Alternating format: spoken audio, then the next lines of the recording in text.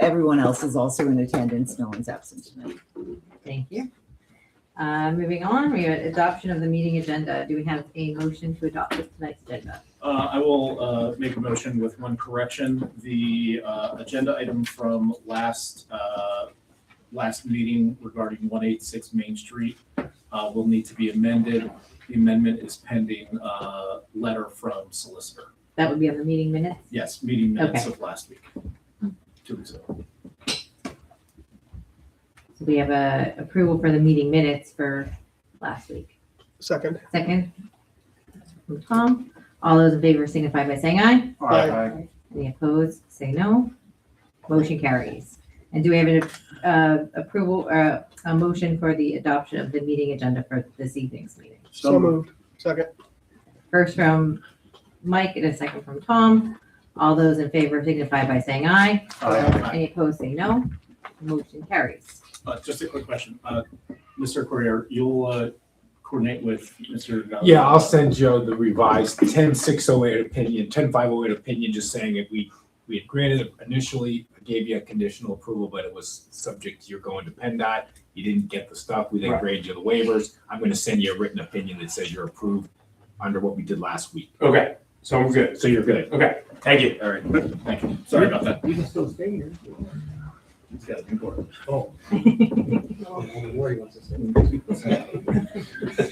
right, next up, we do not have any pre-scheduled appearances. Do I have any comments on agenda items in the room? Yep.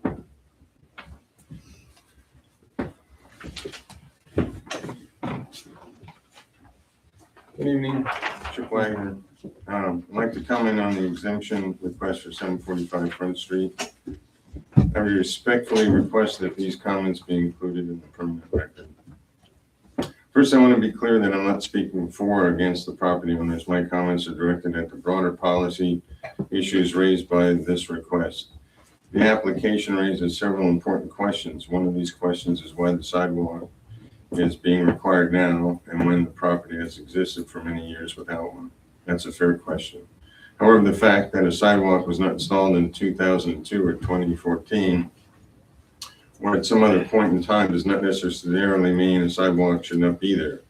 It may simply mean the ordinance was not consistently enforced in the past. If sidewalks were required under borough ordinances decades ago, then the real question becomes why those requirements were not addressed earlier by the borough. The application also points to other properties that transferred ownership without being required to install sidewalks. If that is true, residents deserve to understand how those discussions were made or decisions were made and whether the ordinance has been applied consistently throughout the borough. That is the problem I've been raising. This is the problem I've been raising. When the borough does not have objective standards, hardship policies, priority system, and a clear borough-wide plan, residents are left asking, why me? Why now? Why this property when other sidewalks are worse? Why this property when the other properties have had no sidewalks at all? And those are fair questions. In my opinion, residents should not have to ask those questions because the borough should already have objective standards, hardship policies, and transparent prioritization processes in place. The borough created those questions by allowing years of inconsistent enforcement and by not having a transparent process in place.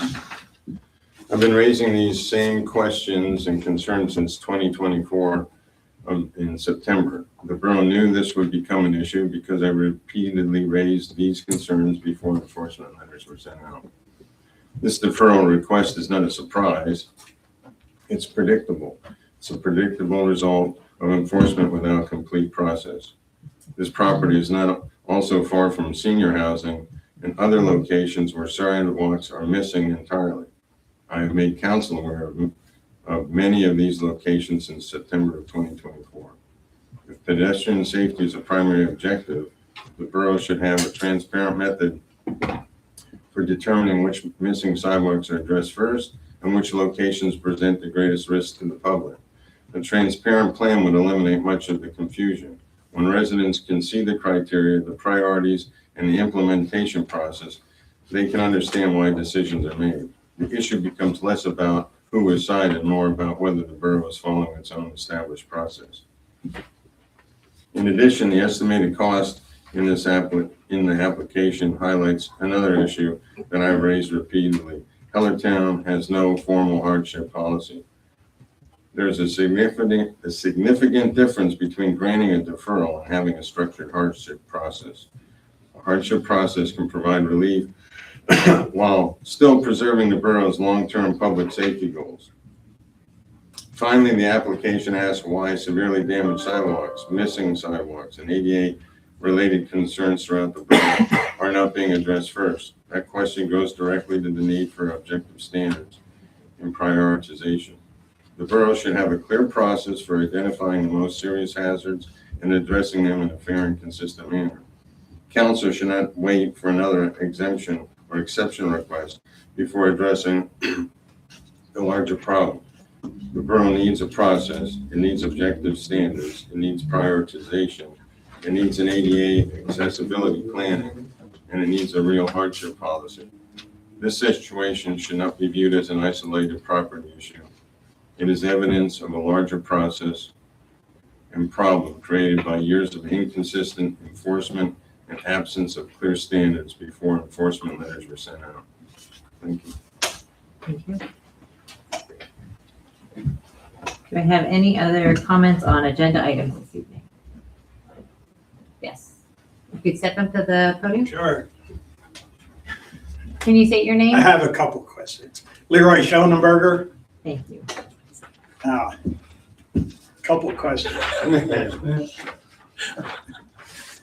was supposed to be a joke.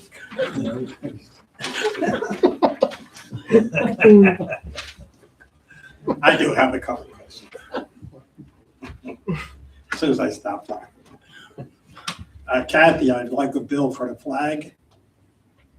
Pardon me? The bill for the flag, the 250 The banner. We talked banners. about the banners last. Oh, you like the bill? Yes, Oh, okay. one bill Okay, for one flag. For one. Remember I said I would pay for one? sure. All right. 4 or 6 did I get, Barry? Did I get 6? Yes. Yeah. So I'm good for my word too.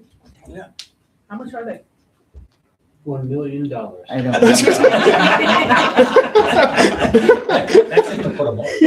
It's very sweet. I think it was less than $100 a I was flag. gonna say, Barry, you take that home. I'll get this out. I would like to thank council for keeping the taxes down for everybody. And you guys do a pretty good job. I say guys, women also. Okay?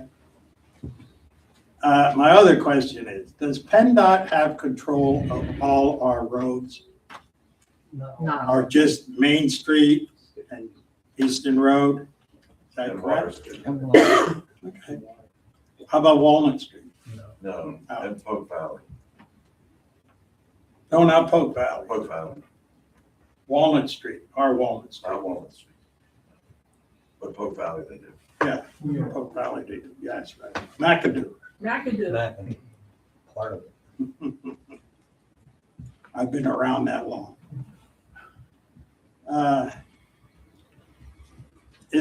Are you guys gonna charge for Barry cutting the grass up on Third Avenue Park? Very good. My other question is, does everything on the study on parking, stop signs is $20,000? Is that the going rate? Because 2 weeks ago or whatever, Yeah, so that is just for the parking study, that's not looking at stop signs or traffic movements or anything else. That's well, just- Tom had said one time if they got PennDOT in here and do a study, it'd be $20,000. It's Oh, the, Is that it's the, correct? that was for the, stop signs. that was for the traffic study to get the stop signs done. Oh, okay. That's a quote. That's yeah. a But that's Yeah. the going thing, 20,000, wow. Guess I'll start working for them. All right, if you do a parking study, like you were talking about doing, I would like to compare that study with the one that was done 15 years ago. And if you did anything 15 years ago when the last one was done, what did you do to correct parking? Now, the other thing on parking is Front Street. Why don't you guys decide to do angle parking down there? That's wider than Main Street. And I see you can go from the PA house down to Walnut Street at an angle. You get more cars in there. It should be no problem with backing out. That's my point. You just can think about it. But that's, I looked at that. Angle parking would be great down there. My other thing, bicycles the cops had. Do you do that anymore? We do have two bicycles, they're in desperate need of repair. And the fact of the matter is we need to have the IMPA certified. So that's a certification you need to have for an officer to be able to be qualified to ride a bicycle. Really? Yes. So we do have a couple officers that are trained. And with the weather changing, looking to get those bikes in good repair before we can ride them. Would you ever think about a motorbike or a motorcycle for the cops? Or a police officer? I'm gonna be honest with you, I love motorcycles, but No? there's no need for it here. There's no, Why I'm saying this, and Gail's gonna talk about this later on with the speeding and stop signs and all this stuff. One police officer is up by me. He parked, and he was there for a good hour or so. Nobody went by flying up Brensheimer. You can, and I talked to you about seeing the cop car. If you had an unmarked, it'd be great, but you don't. But if he had it on a bicycle or a motor scooter or something like that, at least he could go after the guy. I shouldn't say guy, apologize. Person, and get the license number. Because there is a lot of speeding, and Hellertown isn't the only place that it happens. Bethlehem is the same way. They don't stop at the stop signs. The whole thing is, I'm off the air. No, okay. No, it's all towns. It's terrible. I don't think people took a driving test. I hate to say that, but that's my opinion. And Gail's gonna talk about speed bumps, and I'll bring that up because Creek Road and Williams Street in Bethel has all kind of speed bumps there. And there's hardly any traffic there, but everybody was flying down Creek Road and up Williams Street, and that's why they put them there. Now, the other point is, I want to bring up, and Barry probably knows this, you can buy ones that are bolt down, and you can take the bolts out and move them. Did you ever see it? Yeah, the only thing we worry about is for the winter, we'll take them out with the plows. No, take them out. They get bolted down, you can take the bolts out, look, put tar in there and move them if you have to. I mean, just a thought, because I looked it up. You can get them, you can move them. All right? Now, Williams Street, they don't move them, and Creek Road, they don't move. I'm not picking on you, Barry. No, Believe it's me, all I good, don't. it's all good, it's all good. They don't pick them up there, and they're blacktopped along, take a ride along Creek Road and go up William Street, Bethel. They're all along there. That's all I got to say. Thank you. Thank you, Leroy. You're welcome. Do you have any other comments in the room on agenda items? Yep. Step up to the podium. Just real quick. So if you could state your name. Yeah, it's James Cunningham. I'm actually the owner of 745 Front Street. Did you want to speak later when you're, the item's on the agenda? Oh, okay. I didn't know. I just You heard can this speak at that gentleman time. mention about our property, so I just, okay. Yeah, if you want No, to. I just want to make sure. Wait. Yeah, you're on the agenda, so All right. Yeah. trying to get that at that See you in a point. little bit. Yeah. No worries. Any other items on agenda items? No. Any comments on non-agenda items in the room? Yes.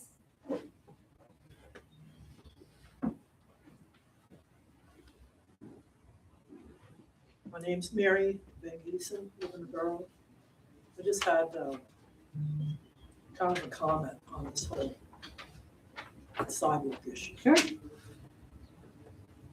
24 years Could ago, you put the mic closer? oh, Thank really? Yeah. Nobody's ever said that to me. 20, is that better?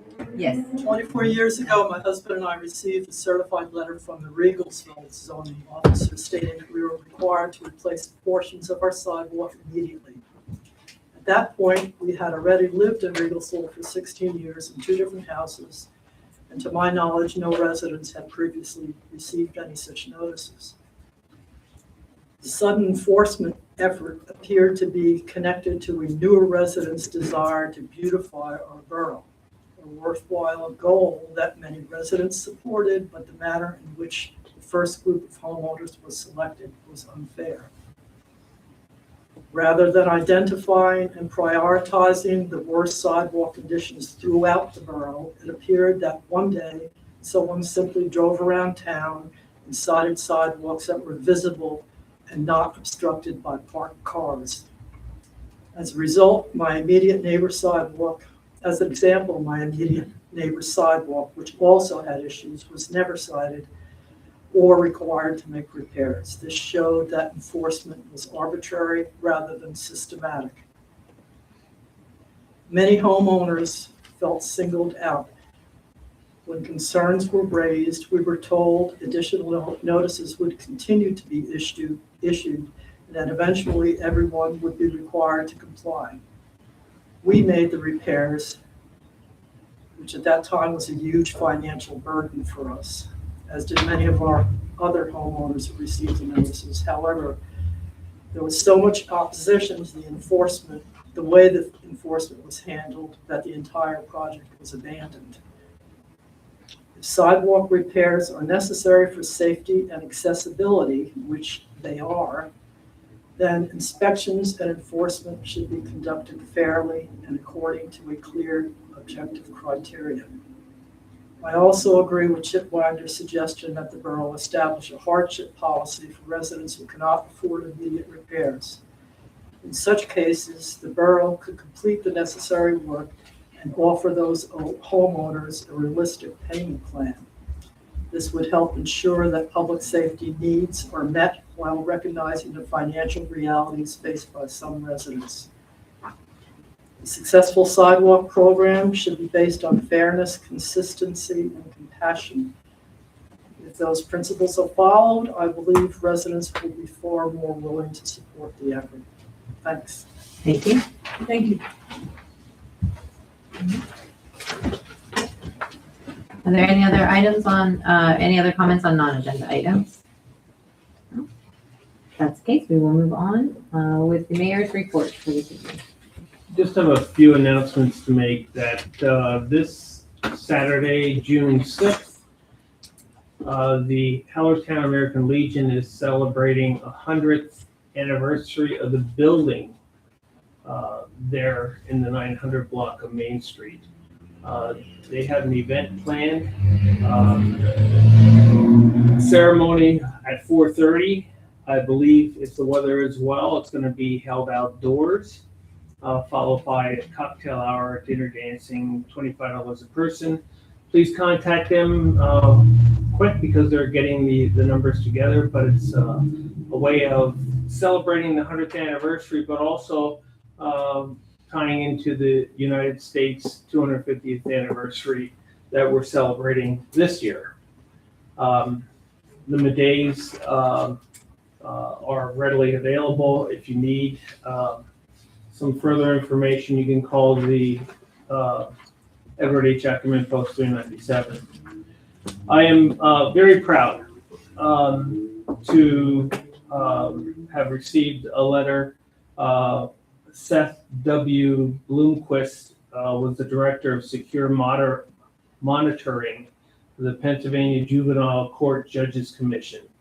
And this letter was given to Chief Batinger to thank him for the time and his staff for providing during the Pennsylvania Commission on Crime and Delinquency Compliance Monitoring this past Thursday, May 14th. The visit provided valuable information on how juveniles are being handled within the department. There are no violations or problems requiring formal resolution.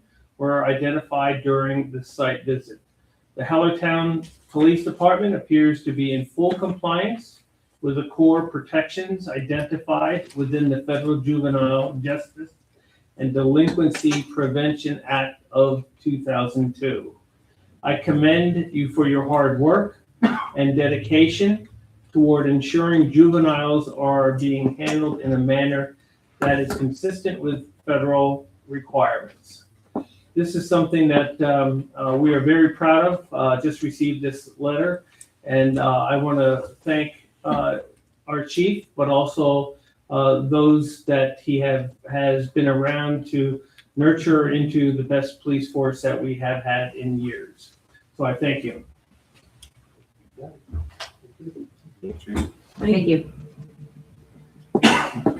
further? Just a question, again, we're talking about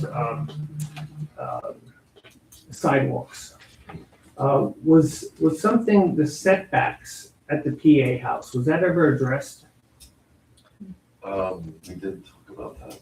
Yes, we reached out to the owner of PA House and let him know that a final plan was never submitted. It seemed like that whole timing was right around COVID. So I did follow up with the owner, and I also let him know that he would need to install those curb stops at those parking spaces so that we could get the required setback. That needed to be done right away. And instead of concrete, he's going to put those black ones in, but he had to order them. Okay, so the only question that I have is, there should be a buffer, a complete buffer because of the headlights. That should be in the ordinance. And that surprises me because if they're just using the black stops, you and I both know if you have a big car, when your back tires hit, you're still going to be stuck out in the road. And it is very dangerous, but there should be a evergreen buffer or some form of a buffer because of the lights. And he may have received a waiver for that because there wasn't sufficient room for a buffer. So Brian and I are digging into it. There's a cone there now, I think. All right, thank you. Thank you. Anything other? All right. The finance committee did meet on the 20th, I forget the date, of April or of May. And we did continue our discussion on sanitation. No further action or kind of recommendations at this point, but just continued the discussion. All right, Larry. So Historical Society, we are coming off of a very successful Heritage Day held at the Gristmill site. Wanted to again express thanks to all of the wonderful sponsors, the mayor who helped us a lot with fundraising efforts, all the volunteers. There was nearly 100 children and adult volunteers that helped make it a success, and absolutely the board of Hellertown Historical Society. Estimates were between about 800 and 1,000 people. The children's tent was packed for most of the afternoon. We had an Allentown band, some really great events. So thank you to all of those that helped make Heritage Day a great success. Stay tuned to Hellertown Historical Society social media for new events. There is a public tour coming up soon of the Gristmill. So if you've never been to the Gristmill or the museum on the second floor, that's a good time to check it out. For Planning Commission, we met last month, met with one applicant, I believe, and we are scheduled to meet again this month, next week. We still have 2 spots on Planning Commission that are open. If anyone is interested in joining Planning Commission, it is a very kind of low entry into getting involved in local government, and we could use some help. So summertime months are coming up. We need to keep a quorum. So if anybody's interested in joining Planning Commission, there are 2 spots that are not going fast. So Can we repost that? Larry, you had a great comment in a conversation you and I had about planning commission and the impact that has on the community. in terms of, managing what we have and planning the future and what we would like to see ideally. And I don't think people in general realize that if they want to have an impact on their community, come out and hop on a planning commission and then you will. And it's not a lot of meetings. I mean, No, it's about 90 minutes a month, I would say, on average. We're through saldo, so no more extra meetings for a while, probably for another decade or so. So that's good. But yeah, I kind of joke that if you want to have a hand in saying what Hellertown is going to look like in the next 2 years, join council or zoning. If you want a hand in what Hellertown is going to look like in the next 20 years, join planning commission. They are the people that are really making the big kind of top-down decisions and guidance for a lot of codes, a lot of the residential buildings, commercial zoning, things like that. It all kind of starts at planning commission, which is not a legislative body, but an advisory committee. But it is a very good way to get involved if you're interested in helping to shape our town. I do have one question, and I think this would be appropriate to think about 2027. And I'd like to have a committee formed that can meet with the Hellertown Historical Society to possibly combine what they have started with Heritage Day and add to it our Hellertown Community Day. I think there's a lot of potential there, and I personally think that it might be the right avenue to do starting 2027.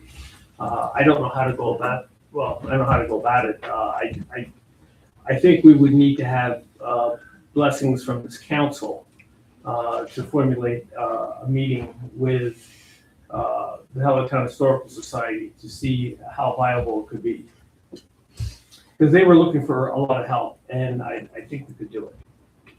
I know we could do it.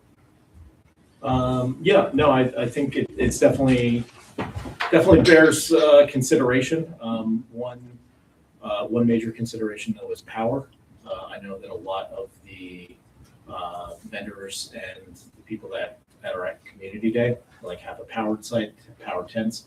Power is typically not available at the gristmill site. One of the things that I was talking to some of the board members were maybe alternating sites, maybe between Dimick and the gristmill, or something like that, or things like that. So I definitely think it does bear further discussion, and maybe including some of our other community partners too, the rail trail. And maybe we rent a generator, or we have some people that have the generator.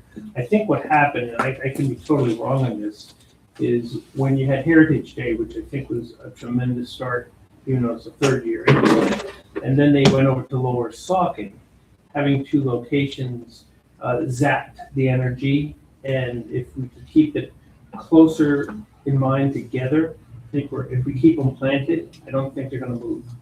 And I did hear personally with my grandchildren that the children's activities were tremendous, and there were a lot of kids there. Yeah.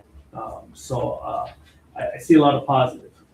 But I think things were definitely a bit spread out. That was one of the major sources of feedback to kind of condense things a little bit, whether that's condensing the actual site, condensing different similar events, or both. I think that'll be. Well, you said it best when you said not everyone has visited or knows about the historical site at the gristmill, and if you haven't seen it or witnessed it, shame on us. It's a diamond in our borough.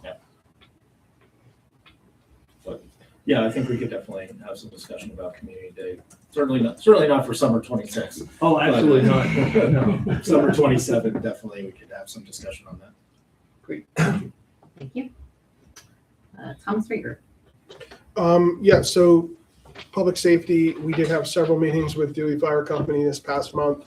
Madam President, we do need to announce the exec session that we had last week with council. Oh, thank you. On that I topic. wrote it down. More to come. We do have another meeting with Dewey Fire Company on Wednesday evening of this week to do some follow-ups from the last several meetings. More to come More to come. in the coming weeks from that. But I think very productive calls. I do want to make note, they did reach out to us last week on the parking lot. I know there's been emails back and forth. They did, when I shared with Jimmy what the back and forth was so far, they did offer if you guys wanted to see water flow with that raised grate, that they have 2 very capable fire trucks to give you rain, to see that it may be a little too high even to capture that water. So that was one of their major concerns. I know you agreed that there was some work that can be improved upon the paving contractor. So they wanted to make sure that that offer gets extended, just coordinating to be able to, I don't want to say flood the parking lot, but you really got to see it in the rain. And I know, Mike, you have And I video- did forward those. Yeah, to the Kathy. videos and- She got them yesterday. Yeah, so that may be a little more beneficial because looking at it dry is one thing. Looking at it wet is, the slightest difference in elevation will either make that work or make it only work when it's a little bit too late, right? So I wanted to make sure I shared that with you. But other than that, that's project's been in the works for 25 years. So, we just want to make sure we support that and get that done. But more to come on that, probably the next meeting or the first meeting in July. Yeah, we're well aware of the issues, and we did get the photographs. Thank you. That were helpful. Thank you. Gail.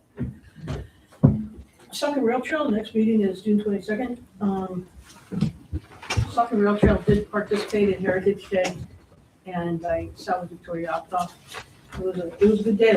Actually, a lot of people came by and stopped, and I want to share this really cool story. So there was this group of people standing in front of us, and they were looking at all the rail trail stuff, and their last name was Heller, and they were from Upper Darby. And we were talking about the history of it and why they came up, and specifically because they're related to the Hellers. And there was another group over here, and they kind of melded together. And here they were Hellers from Pittsburgh, and these two groups of Hellers had never met, and they were talking. And here they were related. They had all the same ancestors, and I thought I'm very much into history and ancestry, and that was like an absolutely cool outcome to happen at Historical Heritage Day, and I just wanted to share that. That was very cool. And they got along really well, and they wanted to go down to the Creek Road Cemetery. And you can correct me if I'm wrong, Chief, or if you need to research it, but as far as the cemetery goes, it's public, and you can go on it. Yes, that one is. Okay. Because they had that question, and then I called a police officer who I know, and he said the same thing, but I thought I should confirm that with our people. And that is actually owned by the borough, am I correct? That's correct. Okay, thank you. Thank you. Yeah, but, so then under me also here, and thank you, Mayor and Larry again, I know I thanked you last week, but the effort was amazing for something like that to happen, like that Heller thing. This is very cool. I had some items that I just wanted to discuss, and these aren't problems that we're going to solve tonight, and I already know the outcome on some of them, but people have brought this up to me, and I would like to share that there are traffic issues throughout the borough, and you brought this up also. It's not just endemic to us, but there's issues, and I've noticed that people think that the cops should be everywhere. And that's rough when you have a limited force, and we're doing a great job, I feel, for the resources that we have. Our staff has been doing a great job, and especially at specific areas during specific times. And the example I'll give is that there's 2 points in time during the school day. There's a 2:30 time and there's a 3:30 time where Magnolia and Constitution become a mess. And there's more kids walking there in the afternoon than there is in the morning. And so the issues are, I guess, more significant. People blow through that stop sign. They don't care. They just blow through it. And there's many near misses, and whoever your higher power is, pray that there never is a kid that gets hit there. But there's also kids rolling through there on their little bikes, and then rolling through there and going back up to pick a friend up, and then going back up again to pick another friend up. So whatever that's going on. And the one day the young man was ferrying his friends up and down Constitution. He drop them off at the park, and then you go and get another one, you drop them off at the park, and you go and get another one. Well, he happened to stop in front of my house. And I was just sitting on the front porch, and he looked over, and he rode his motorcycle across the strip between the street and the sidewalk. And I was nice about it. I said, "Oh, dude, that's disrespectful." And he walked over, and what a great kid, though. He walked over and he said, well, what do you mean? And I said, well, I have to take care of that. He said, oh, you own that? I said, it's the property owner's responsibility to take care of that. And so we had a great discussion and, shared back and forth. And I think that it's just, a lot of it is education. But one of the things that a neighbor brought up was a crosswalk push button. And I know they're very expensive. And I know that also it's a time issue during the day. In the summer, kind of it goes away. But it's just a thought I'm throwing out there to kind of brainstorm in our own thought process, because I get so much out of the conversations that I have with each of you individually. But just to brainstorm some thoughts, not only just that specific intersection, but how can we calm traffic throughout the borough? And the topic on number 2 of speed bumps has come up, and I know that in conversation with Barry, it is an issue with regards to plowing, and it's also an issue with regards to how people view speed bumps. And there's research out there showing that they can be good things and they can also be bad things, because they make nice little bike ramps and they make nice little jump ramps. And I'm just in my head thinking about the black Camaro I saw just rip through Magnolia last week, and how would they handled a speed bump at the beginning of the intersection there. So these are things to consider, but there's pros and cons to them. And again, it comes to the whole concept of traffic calming, and it's not just Constitution and Magnolia. I mean, there's other issues throughout the borough. When you get down around Divot Park, and then I know that the issue up here by Crossroads is also a problematic. So that kind of rolled into number 3 here, because I find it very interesting, the amount of not only vehicular speeding and running through signs and stuff like that. And I believe, Chief, we got those signs that show you how fast you're going. But also illegal parking, where people are just basically lazy and maybe too much of a hurry, but it comes back to lazy and parking in places where they shouldn't park. And where it becomes a traffic hazard. And a specific example of that is at the intersection of Constitution, right by the girls' softball field. And that's just one example. And I'm trying to kind of just be an overview here in terms of police presence. You set a police officer at the intersection of Magnolia and Constitution, everybody stops, including the buses, which is interesting. So it's not necessarily writing tickets, but it's just kind of reminding people that they shouldn't be doing that, and they don't do it when they're being observed, but they get lazy with it. And the whole purpose of this conversation is to share thoughts on traffic calming in the borough. That our police force, I think, is doing the best job they can with the resources they have in terms of enforcing and being visible, and encourage conversations with kids to the extent that you can. I mean, I've had some opportunity, like I shared last week, just that one conversation with a young man who never really even thought about it. And my ending to him was, look, we don't want you to be hurt, and we don't want anybody else to be hurt. And so that's the end of my little sermon there. Kale, I actually just had a thought, and more for the chief. I have a lot more windshield time than I used to in the most recent past. And one of the things I see on the turnpike all the time, and it does have a major effect, is the car with the camera, right, says that this is a, traffic enforcement, and it's just it's a traffic camera, right, that what does it slow traffic down on that turnpike, Chief? I'm not sure if you come up that way on your commute, but during that construction from mid-county all the way up to Quakertown, that car, when that sign goes up saying that you're being enforced, it has a definite slowdown. Everybody's doing on the brakes. I don't know, everything costs money, right? There's not unfortunately, things that were and Brian's gonna laugh, 20 years ago, $900 for a handicap ramp now turn into a, you know, $9,000 engineered work of art, right? So, you know, things that cost a lot more, but, you know, is it a mobile traffic camera? Is it something we could, I don't know what's legal, what's not legal, that, because you can't have something everywhere, right? And no matter what we do, it's probably going to be Leroy $20,000, right? So no matter what we do, but maybe that's something that, hey, you know, you see Salisbury Township Police Department all the time on their Facebook. They on Emmaus Avenue or Pike Avenue, they capture the guys that are racing around buses, right? They're not there, right? It's a camera saying, hey, we got you, right? Like and I don't say it's Big Brother, but maybe that's something. We can't have a cop everywhere, right? It's physically impossible with 2 to 3 officers or 1 officer, right, at any given time, right? So I don't know. It's just an idea. One thing I have seen and a lot of departments are starting to utilize are the red light cameras. So that's one, again, they do studies first to see how many violations they are, then they show you.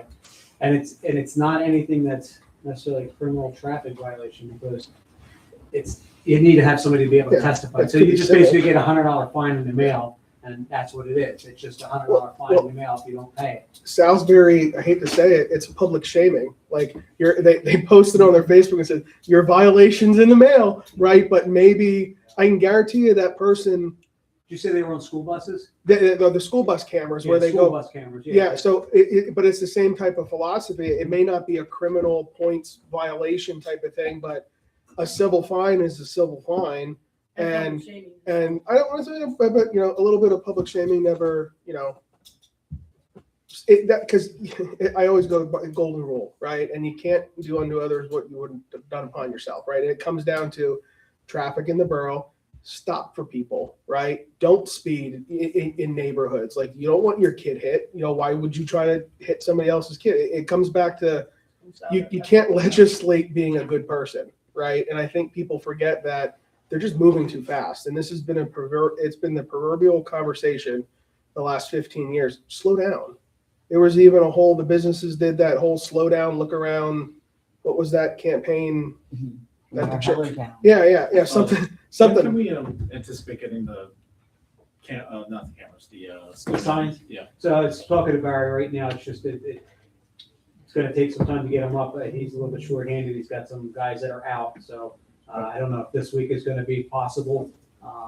But we did speak about it again this morning when I came back. So I do have them. They arrived. I have them down in my office, and we'll get them up as soon as practical. I think that's, you know, something that we can start, because they installed them. I work in Nazareth, and they installed them all in Nazareth and outside in like Palmer Township, and I hit the brakes myself. You know, like I see it like I don't even realize it. You know, I work in the morning, I'm doing 35 and a 25. You know, it's like, so I think a lot of it is people just get into a routine, especially Hellertown is becoming more and more of a commuter town. You do the same commute every day for 20 years. You're going a little bit faster every day, you know, or you're whipping around corners a little bit faster. And I think that's part of what we're seeing. The other thing, Gail and Tom, what we were talking about even on Planning Commission several years ago was, you know, this issue is not going to go away. You know, like there's going to be more development in town, you know, regardless of your opinion of that or not, it's going to happen. There's going to be more traffic in town. That is going to happen. So, you know, even a couple of years ago, there was starting discussion about, you know, the possibility of adding a role in the borough of either parking and traffic enforcement or something like that. Several other boroughs have that. I know we don't have that in the budget right now, certainly, and we don't have the staff for that right now. But it's also something something to think about in the future, because there was a lot of problems with resident parking on the north end of town. That's not going to go away. You know, like there's ways that we can make it better, and we will. But, you know, I think it behooves us to start thinking along those lines of possibly adding, you know, a small department or a part-time staff or something like that in that capacity. And that was something that Planning Commission was kind of kicking around the potential need for several years ago. I have, I'm sorry, a quick follow-up. Just in in general, we have numbers on how many traffic tickets we issue every month. Do we have data on those, like as to where they're located? Are they mostly on Main Street? Are they in, on the side streets? Do we have a general idea of how fast people are going over the speed limits with those? See, that's one of the things with the signs that one of the researching, it's very data driven, so I'm able to download and it tracks people's speeds with the high speeds, with the low speeds, with the high traffic periods are. So that's something I'm very curious to start utilizing that a little bit, and then we can maybe enforce a little bit longer. Like again, just immediately thinking, I have 2 roads that I would like to put them on because that is where we're getting most of our speed violations. Easton Road, Constitution, we're getting speed violations there. So, well, let's do some research and see what exactly we have. And everything that we're talking about, this is great conversation, but I think you hit upon it, Tom's hit upon it. It all costs money, and nothing is getting cheaper the longer we go. But I would love to be able to throw cops at every intersection, right? But it's based on call volume too. We can't be ever. I remember a while back we were having a major problem with the e-bikes, right? And we're trying to stop these kids, and these kids are running on us. And I'm sorry, I'm not gonna risk us being involved in a lawsuit over a kid riding, but we're just trying to educate these kids and tell them why, right? Yeah, I remember you contacted me one day. 2 of my officers missed a kid speeding down Constitution on his e-bike.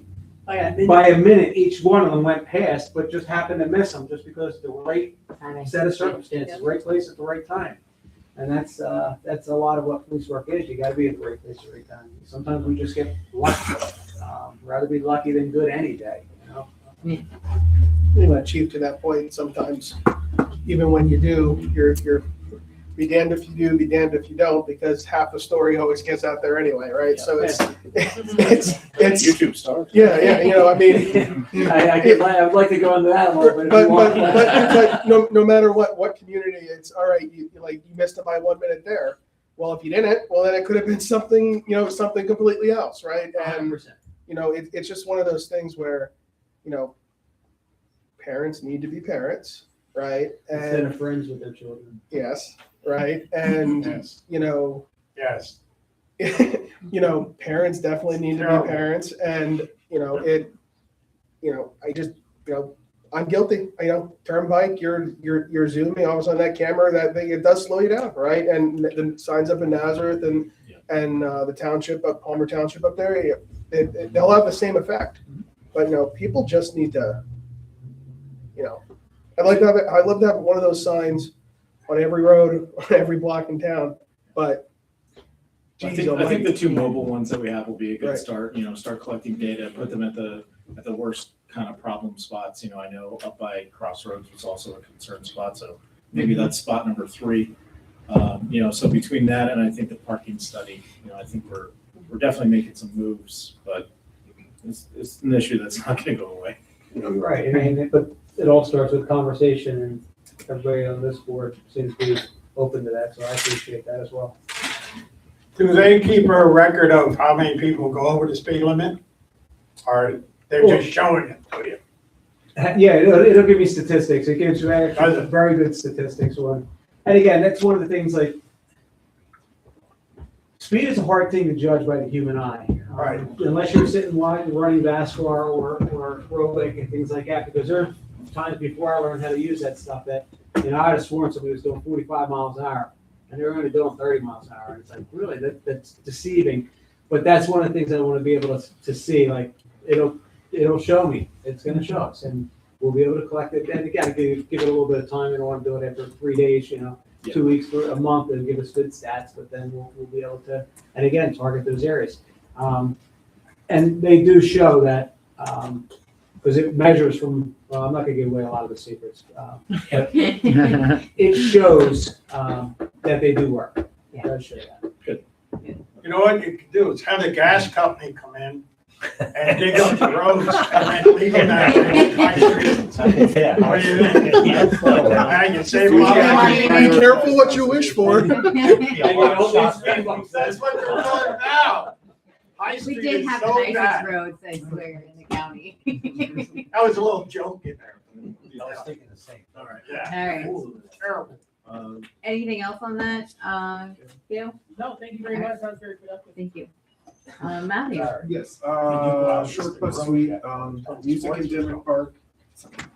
Summer concert series, is the next Chamber of Commerce event planned. It's gonna be Sunday, June 14th from 6 to 8 p.m. The band playing is Scott Marshall and the Highway Soul. Thank you. Mike? Our regular scheduled meeting is next Wednesday at 7 o'clock. One of the things we are working on right now is finalizing all the design plans for the Cherry Lane pump station upgrade.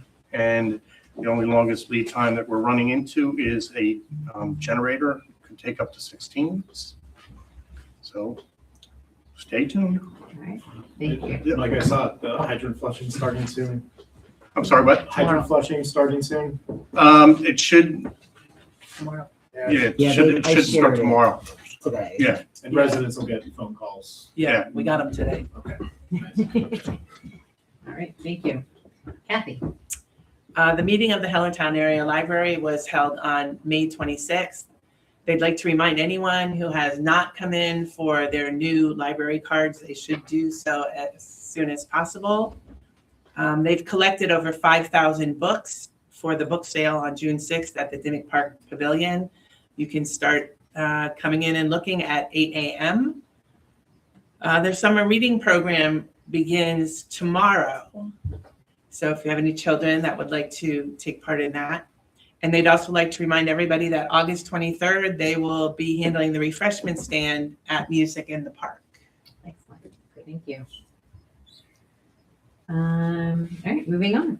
Do we have reports from our appointed officials? Mike, did you have anything to add to your report? No, just my report and everything else is on agenda items. Do we have a motion to approve Mike's report? So moved.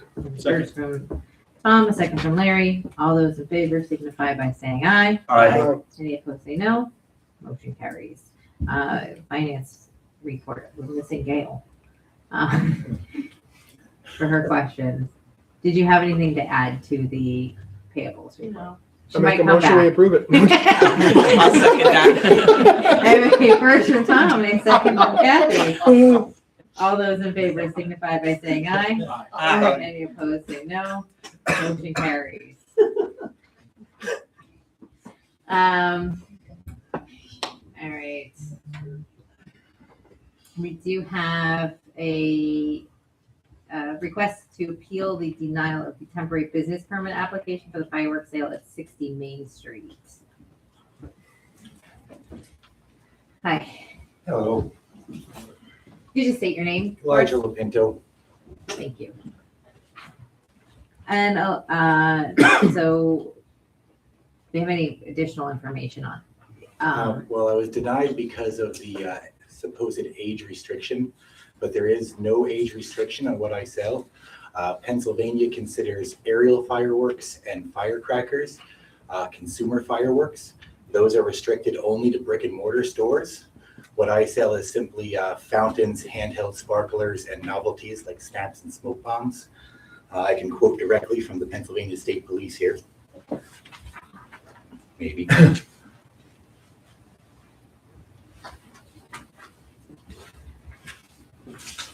Anyone over the age of 18 can purchase, possess, and use consumer fireworks. Consumer fireworks do not include ground and handheld sparkling devices, novelties, and toy caps, which are permitted at all times throughout the Commonwealth.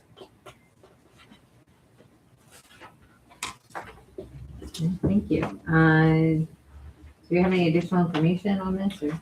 Only that on appeal would come to council per the ordinance. Right, right. Yeah. That's over here. I had initially received a temporary business application for this CPA legal fountain, sparkler, and novelty fireworks. And the review of our ordinance number 140-7 F5 stated that no person engaged in temporary business shall display or sell items which are adult-oriented or not legally sold to minors. So I had denied the application. So this is the appeal before you this evening. Thank you. So there will be no M80s? No M80s, no um, mortars, no aerial cakes, no Roman candles, not even Roman bottle candles. rockets. Firecrackers? Nope, So everything is legal. correct. And legal to be sold out of tents or gas stations, Walmart, any place like that. It's only the products that are not regulated as consumer fireworks by the state. And this is between the big lot between the car dealer and the. In the back of the car dealer's lot, he's got some empty areas back there. How, that was my question though, is how are you going to have people access that? Because there's the car dealer lot, there's. I have a deal with the car dealer. They'll be driving through there. There's a large section of unused parking space. There's 2 pads that are completely unused in the back of his. There's easily 20 to 30 unused parking spaces back there. But the entrance. Would be through the Would be through his regular entrance. car dealership entrance. Because the other entrance is closed most of the time. That might be tough. What are the hours? It's a good question. Probably 8 a.m. till 7 p.m. If there's any complaints about the time of 7 p.m., I could adjust that. And what about lights? Because they have no electric down there. I run a generator. I have LED lighting. I go beyond the safety requirements for brick and mortar stores. I have 2 fire extinguishers. The square footage only requires 1. I keep illuminated exit signs. So I have a question. So that parcel of land, right, has been, I want to say, underdeveloped, right, since basically Dan's burnt down, right? Dan's New Bern burnt down many, many years ago. Then neighbors use that as a material drop and basically abandoned. That is already a dangerous curve. That there's been no type of land development, even when the car dealer bought it, right? They're really using it as extra space. There's no land development submitted for it. So there's been no, like, you should not be pulling a left out of there for sure, right? Like, there's been no traffic, and it's a PennDOT road, so what HOP is there? I'm just trying to question, because that's kind of a gray area, because I know last year we had the problem with like the junk cars there, and then that had to be cleaned up. Like, I don't know. Well, that's what my question, because there's 2 driveways there. There's Right, one there's- more into the car lot, and then the run right next to it is into that kind of adjacent lot. So Are you gonna be on the concrete pad, like the old, Yes. the old shopping center pad that's Yes. there? So it would be the second entrance, right, which is the one that, the second entrance north. yeah, Right not the across one that from goes back to the church. salt shed. This one here. The 2 lots do connect inside his lot, and I could put signage up directing to the primary entrance. Yeah, that would have to, and close off that secondary one or something. Because just don't want an it is, accident. I mean, it is dangerous, you know what I mean? If you're going to have a lot of people, which I assume you're going to. It's really kind of slow except for 2 days. Okay. And even that, I don't know, it's a new area. And so I I'm know not sure what sort Habitat of for thing is up Humanity, to. they put a gate up. Yeah, So they people have a gate up on their go- side. Yeah, they can't go. No. What about after hours? Well, it would be. Who's gonna maintain what's inside, or do you pack everything up? I'll usually have a night security there, be swapping out day and night, myself and someone else to take care of it at night. On the property, not visually by remote? No, on the property. There'll be an awake security guard all night. Is there, I guess, I have a question, like, because they had to get approval to have the lot there, right? Or the additional cars parked there. With the property owner having, like, leasing out additional property there, is there anything within there? Not really. I guess, nothing that would have. It's not established as a retail use, if that's what you're asking. I guess that's what I'm. You know, It is zoned for it though. once it goes through the zoning process, yes. According to your zoning maps, it already is zoned that. It's currently zoned, but it doesn't have a plan. that's Doesn't have an approved active for use that on use. it. Yeah, that was, I guess, thank you for cleaning up my thought there. Can council approve this with conditions? Yes. I would also like to point out that that is an older photo and that all the tree cover back there has been cleaned up. It's a much more open lot now. So the big issue is in terms of traffic safety was restricting the flow of traffic in and out, and keeping the gate closed. Yeah, I mean, I'm concerned because that picture doesn't have the car sitting out front there. Right. So the tent's gonna go in the back. So how are you And going if you to? turn it back that way right there, turn it to the right again, please. That's the other entrance there. We're talking a difference of 10 feet on the road. It's Right. actually further out of the curb and easier to see the secondary entrance. But you're also talking about 50 cars that are already in there Right, that are for sale. I think one of those entrances. I'll voice my opinion as mayor only. I'm not in favor of this at all. Not only for traffic, but I've been to the police department on the nights that they shoot off the fireworks. I don't care what kind of fireworks it's out there. It's a fiasco, and I don't think this needs to be passed. I'm against it. Being No that there, disrespect. being that there's no I would like to active, comment on that, on the issues. If someone goes to Walmart, they don't get to speak to anyone who understands fireworks and can tell them the warnings of them. I take new families who are buying sparklers for the first time and explain to them how they're used. I explain them the dangers of them. I recommend people have a bucket of water to fully extinguish fountains after they're used. That's the thing that they don't get if they're going to gas stations or Walmart to purchase these products. But when we get called upon because of fireworks, the police department, and I've sat alongside of the police officers, none, and I mean none, have buckets of water. It's an educational tool, and that I have no problem with you educating people. I have a problem with entertaining more with fireworks, more with safety of the cars, and that's only my opinion.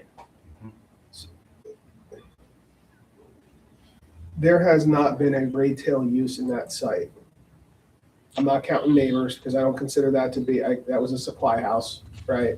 There has not been a retail use in that site in 40 years, right? And I highly doubt if that went through land development, Brian, that PennDOT would not severely reconstruct that entrance or require major modification to that. That's more of, so if we allow the temporary use, knowing that that has not had any type of traffic study or flow study, that thing burned down in what, 94, 90 something?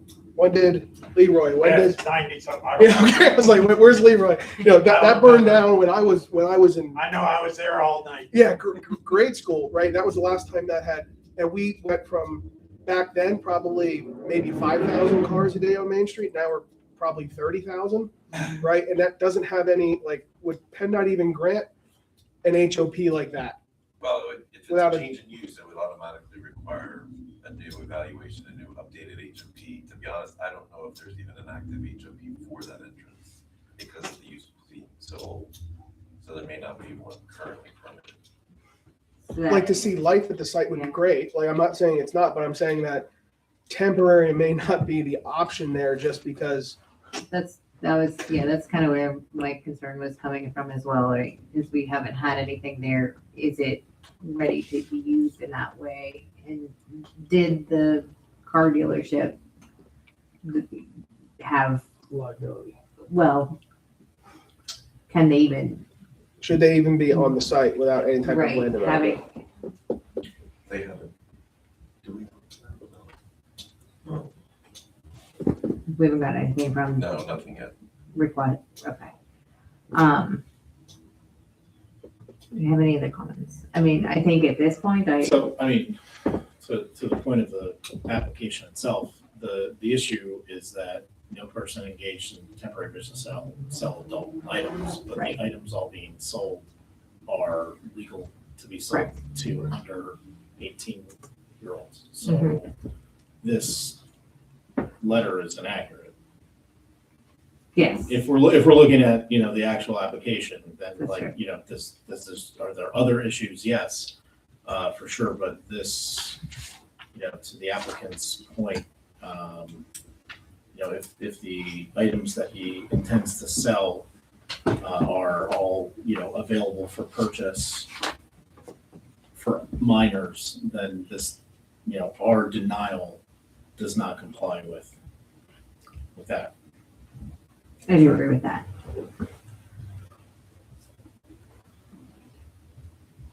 So I don't know if we need to amend that or change that. I mean, but it's kind of like two different. Yeah, I agree. Thank you for getting us back on track. Yeah, I mean, I think from that standpoint, the basis of the denial, it's not a basis for a denial. Right? That being said, it brings into other questions on the applicable use of the site, right? So from that denial, you're right, they're, to your point, And according to they're the legal. code, it's a zoning issue, which it is zoned commercial.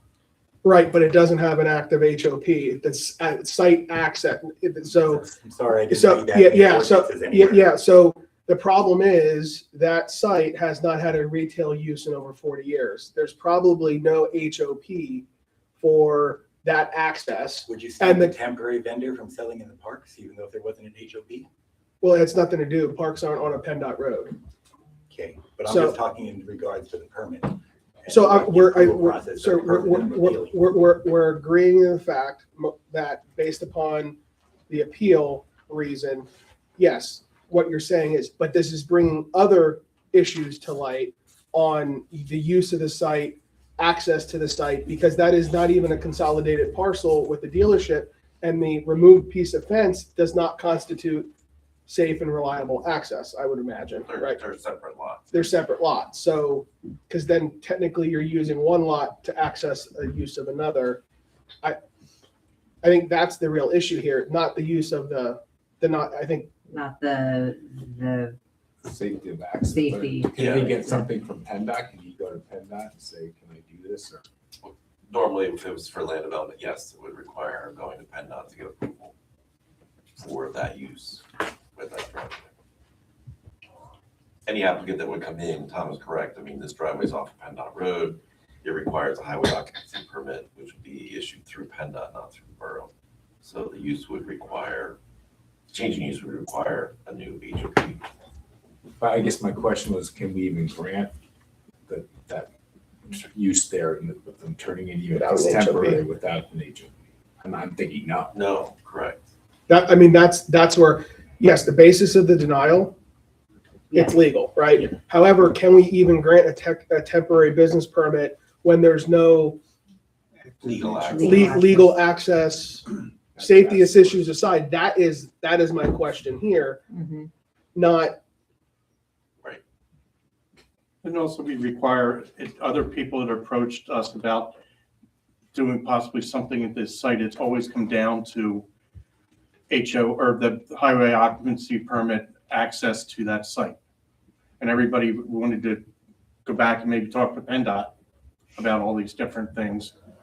People approach us, so it's not going to change it just for temporary access.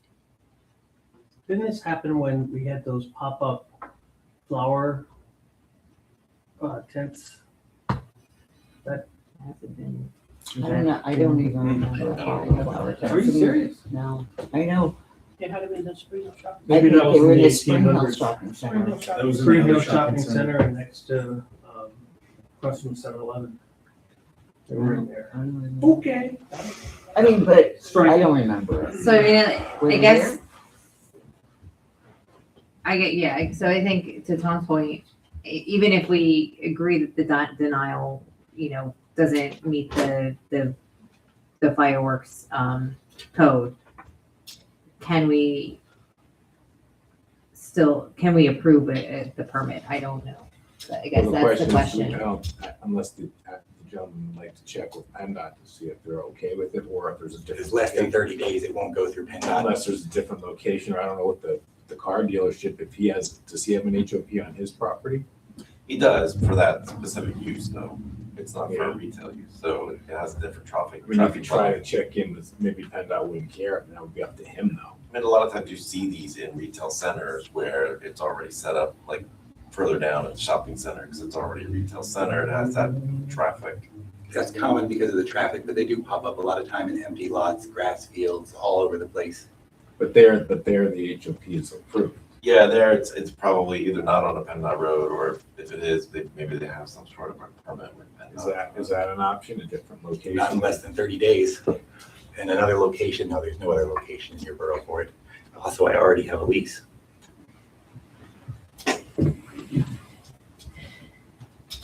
If you guys had another option on a busy road, I'd be willing to look at it. Got land for me? Borough does not. It's worth asking. Can't you go down to Giant? Or can't you go in there? I don't know. Shopping center. I don't know. Typically, most of the large shopping centers are locked up with the large multi-state national companies, and I can't even get into them. Well, Either Phantom or TNT has a contract with the management companies of all those. oh, because they have stuff inside. The Giant has stuff inside. No, they just have permanent deals with the management company, who manage those properties where they won't rent to independent operators. I don't know where else You you could could go then. additionally approve it subject to getting confirmation. I don't know. So, but, I mean, who has the risk? So I have a question. So if we approve it and there's no HOP and somebody gets T-boned pulling out of that entrance, Yeah, well, I mean, we where does that, approved I know we have governmental immunity on certain Yeah. things, but Would you like me to name the city as an additional insured on my policy? Well, yeah, that's kind of a separate issue because we're still gonna get dragged in this. PennDOT's gonna say, well, you had no right to allow that turn in. You borough didn't have the authority to do that. You authorized something you weren't authorized to do. That gets dicey with immunity then because it's against the PennDOT. That's the rub. Had that been the original denial, I could have gone to PennDOT in more than 30 days.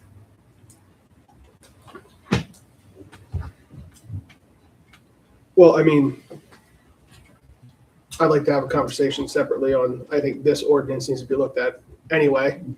But are we stuck? We can't, I mean, based upon what's found, the grounds for the denial of the thing is found on the appeal not to be relevant, and therefore our hands are kind of tied on that, right? Well, yeah, except that they're still addressing, it's a de novo appeal, so it's coming to you for review. So if Right. there's other safety issues, I think that's within But- grounds to deny it. I'm reading the transient, there's nothing in that ordinance. It just says it comes to Borough Council. I think Yeah, I was like, I'm reading it, there's no grounds. It just says appeals go to. So Borough transient. So. All right. But there's nothing saying. Like that's all food truck. Yeah.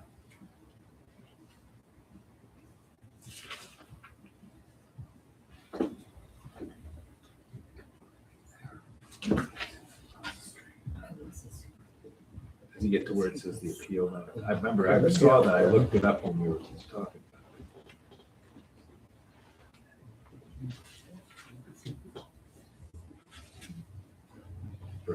Like that's the only reason why we're allowed to deny, isn't it not? 2 years after.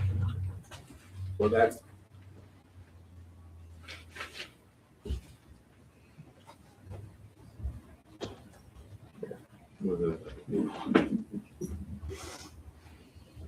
I mean, we could say it was denied, but public safety. That's it. Yeah.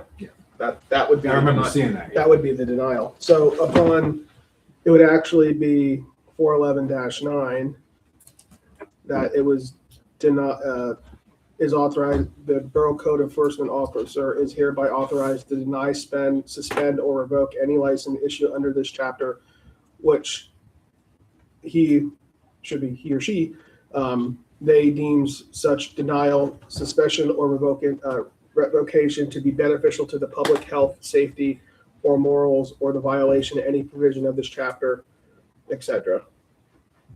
So, I mean, technically, our issue is not with the denial. that has to, but really It's not the, fireworks per se. it's the access to the site, public safety, because of the lack of the HOP.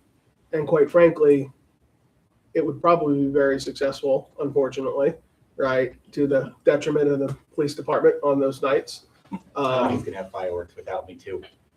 Well, Excuse me? but So that's he's gonna not have the, fireworks even without me. I would But- actually probably reduce the number of aerials in the area because people would go to me and buy Safe and Sane product rather than going out and getting aerials from the brick and mortars in Easton. Is there a way to grant conditional approval based on the discovery of an HOP active for the site? I mean, Yeah, I mean, that's if the you- only thing that I can. Except the use is different though. Yeah, the use is gonna be different, so it really wouldn't apply. So there won't, regardless, there won't be a use for retail space regardless. Right. So if there's no Sales of HOP for, automobiles is not considered retail sales. So I don't believe he has a current HOP for that. We're not sure. For that lot, because For that there's two different lots. Mhm. His sales is for the lot where the building So again, is. if I could use it on the side that is the entrance that has the retail sales of cars, that would have an HOP already. Like, I guess where the cars are parked. That, if you would move his He doesn't cars have over. cars You would there, need he's to got move to his pass cars through over. between the two lots right now. I drove through it the other day. You can drive in the main entrance and drive through the pass right next to his dumpsters and get into that lot. that could possibly work if it's. I don't know without looking at the HOP to see. We'd exactly have to what see traffic if you flow. could get us a copy and resubmit, if that's a new location, that those two things are satisfied. Well, it wouldn't be a new location, it would be the same location. It would just be a different access Access. point, which is not marked on my application at all. That's not one of the things required for the permit. There's a lovely diagram that I gave in that shows everything, the locations of all this stuff, but there's nothing about the highway access being marked in that. The problem is the state road, that's the. Right. Mhm. So if there is an HOP on the other side of the lot, which is technically a separate address, but connects directly to that lot, Well, Brian would have to look at that to We'd make have to look at sure. it to make sure that it's. that's why I said if there was. Yeah, And If I there is a think, retail sales permit and an HOP for that other driveway. right. And a letter from the owner Yes. permitting that, because they're I probably can hand you a open. copy of the lease that's signed that says it all. That I have. He's very aware of what I'm doing.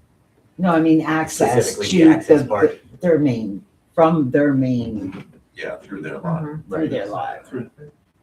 He considers them both his lot, but I get what you're saying. Well, why, probably best to deny it, but to let you have the opportunity to come back. Wouldn't it be best to do the conditional that if I can provide the HOP, it would go through? So I don't have to Well, go through he's the gotta whole look approval at process it, again, so he's gotta look which is at why I it. was suggesting the conditional. Well, it's up to council's position, but he could either do either or, but I think it's probably better because right now the proposed use where it's supposed to be is not permissible. But without prejudice to him to come back and resubmit. And then would I have to resubmit before council again? Well, first it would go to the hearing officer, but you can come, you can get it in, you can come to the next meeting. The problem is the next meeting is my season's already begun. I have to have my orders in by the end of this week. it wouldn't have to go to council if it was approved by code. Correct, that's right. If everything was met. Right. Right. Sure. So, And then could codes set conditions that gate is closed? You know, so people aren't sneaking in and, you know, now you really have a conflict with two driveways. mhm.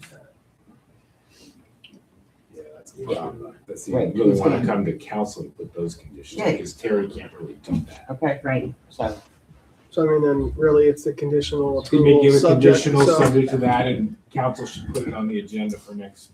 I really think, and separate aside, I really think that this ordinance needs to be blown up. Yeah, it does. No pun intended. Don't worry, I don't do that. You gotta go to a brick and mortar for that. Yeah, no, but- You might just get some sparkles. Yeah, this needs to be fixed, because I mean, so would the really motion to be approve, Of the HOP by the engineer. yeah, so it would, so I'm writing, go ahead. I'm just looking at Um, dates. overturn the codes officer's denial subject to the information provided tonight, and putting the following conditions: that the gate to that parcel be closed, subject to the submittal of the property owner's documentation on the entrance to the primary car lot, the other side, and access through his car lot to that parcel. And you, Brian, you wanted to look at the HOP. Yes, Yeah, it's yeah. So subject to the engineer's approval. Yeah, subject to the engineer's Approval and review. I mean, And also, again, if he happens to have an HOP for that lot that you're unaware of. Yeah, absolutely. So I not mean- a default, have to close the gate, you have to see if there's an HOP for that access point. You would have to, yeah, submit Yes. that, yeah. so no matter what, Or I that, can bring you a copy of it. that gate gets closed. Right. That gate gets closed no matter what. Access has to be provided through Through the JCL. JCL Automotive property, subject to him getting all of the information, right? And the HOP Is applicable. is to this. applicable. All right, so I do have a first from, I based upon the information provided tonight, I think our hands are tied on this one. Yep. So, and council's the only one, just to be clear, Do the conditions. that can do the conditional Yeah. approvals. So It has to be. it has to be tonight. And again, this is subject to additional review by the codes officer, that information coming. So I have one question. Mhm. Where are they gonna get in from JCL Automotive? they have two pieces of fencing removed. there's a gap here. Yeah, And they have you're gonna fencing have removed. an ingress and an egress there? He That's has, only- right through here, two cars easily can drive past each other. It is a little wider than two cars in that section. I drove my truck right through there without a problem the other day. I know, There was but with more than another room for another truck- vehicle to go Another next to truck me. to go There alongside was you. more than enough room for another truck to go You alongside removed of two me, or three fence Feed it off. pieces. And there, yeah, okay. assuming that there is no HOP for that So property. they can just drive right through and Right, not go yeah. like. Go during the around, U-turn. yeah. But I think, discussion, this again brings up questions on the use of the former Dan's IGA property, right? So it kind of, it's also bringing up for review, what's is exactly being done on that parcel, Mhm. access to that parcel. It unfortunately is going to bring up all of those type for, I mean, review. speaking of that parcel, because I remember he went through planning commission and there's supposed to be some buffering and I all don't know that that he other actually stuff, came so- through land development or anything for that parcel. was it just a site plan? It was under contract and then that. They stopped. They There dropped was out. another There use was a that was different proposed use for for that this. site. Then we denied it. Yeah. Okay, so he's been parking cars on there. So he's basically expanding his. Yeah, it really should come in for land development. Yeah. Mhm. So I'll make a motion subject to those. That's good. That's legally appropriate. So we do have a first from Tom. Do I have a second? I'll second that. I have a second from Larry. All those in favor signify by saying aye. Aye. We can do a roll call. Matthew? No. No? Aye. Larry? Yes. Gail? Yes. Mike? No. Kathy? No. Tom? Ruh-roh.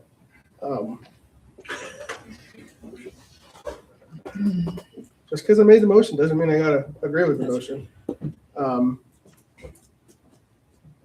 But I do think this causes us more problems.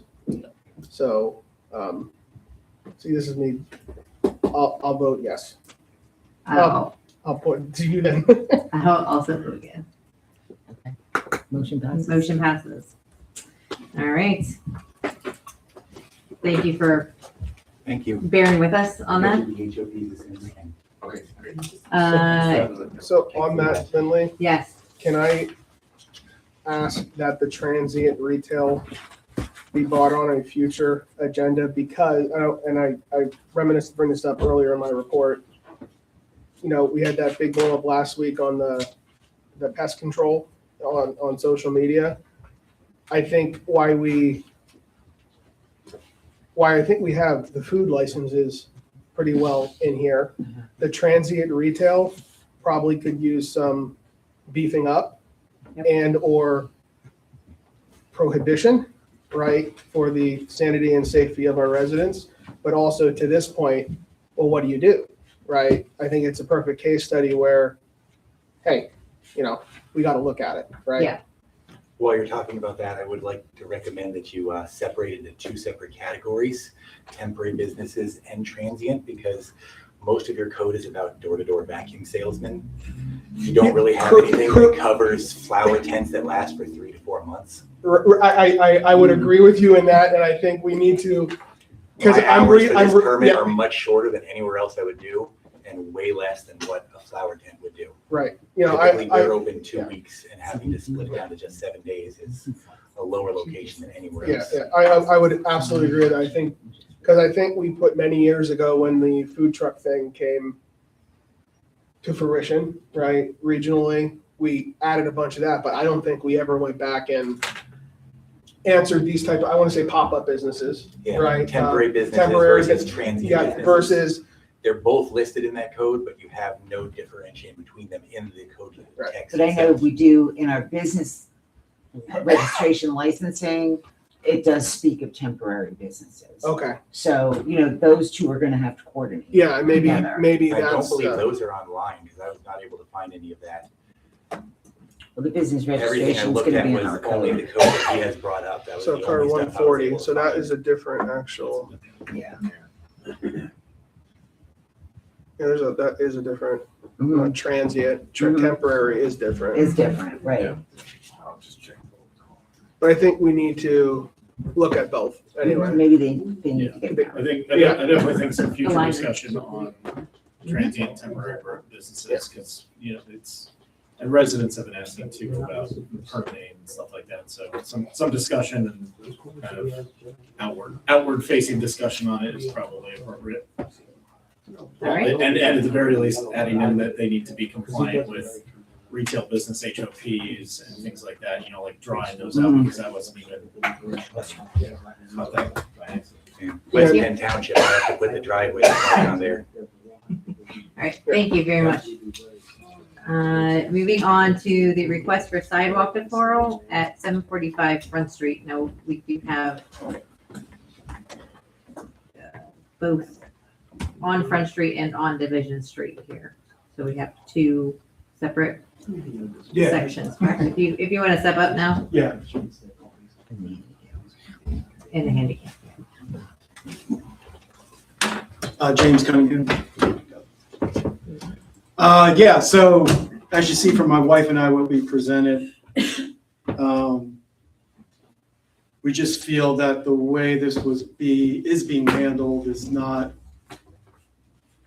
you know, uniformly done. It's kind of picking and choosing. I know like there was a exchange of a deed and whatnot.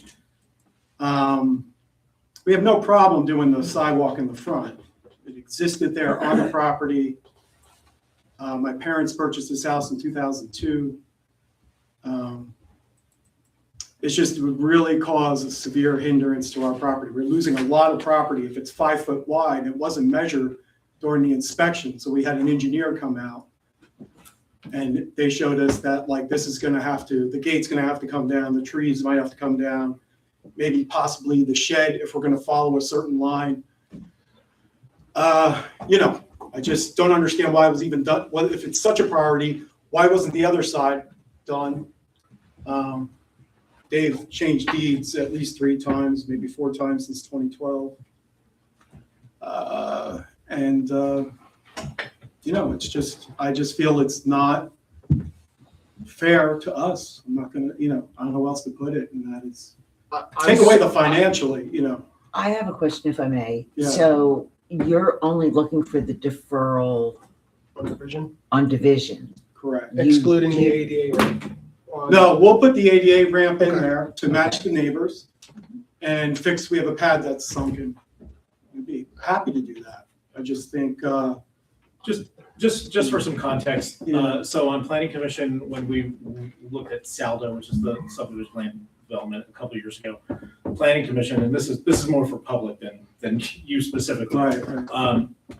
Planning Commission decided to leave the largest part of the sidewalk ordinance kind of intact and not really amend it further, so that niche cases like this, where there's a sidewalk that maybe doesn't exist, would come before council, and then it's on Okay. council to grant the exemption or not grant the exemption. So we are, seeing a lot more of these cases because we have started a sidewalk kind of enforcement blitz across the borough. So we are seeing cases like this, but just kind of from a top-down view, that was decided by Planning Commission. This will still trigger a review by Sure. council. Sure. And overwhelmingly, exemptions have been awarded for places that do not have connecting sidewalks, that where sidewalks don't exist or have not existed historically in that area. And I think that would be appropriate to continue in this, as well. It's a very narrow street.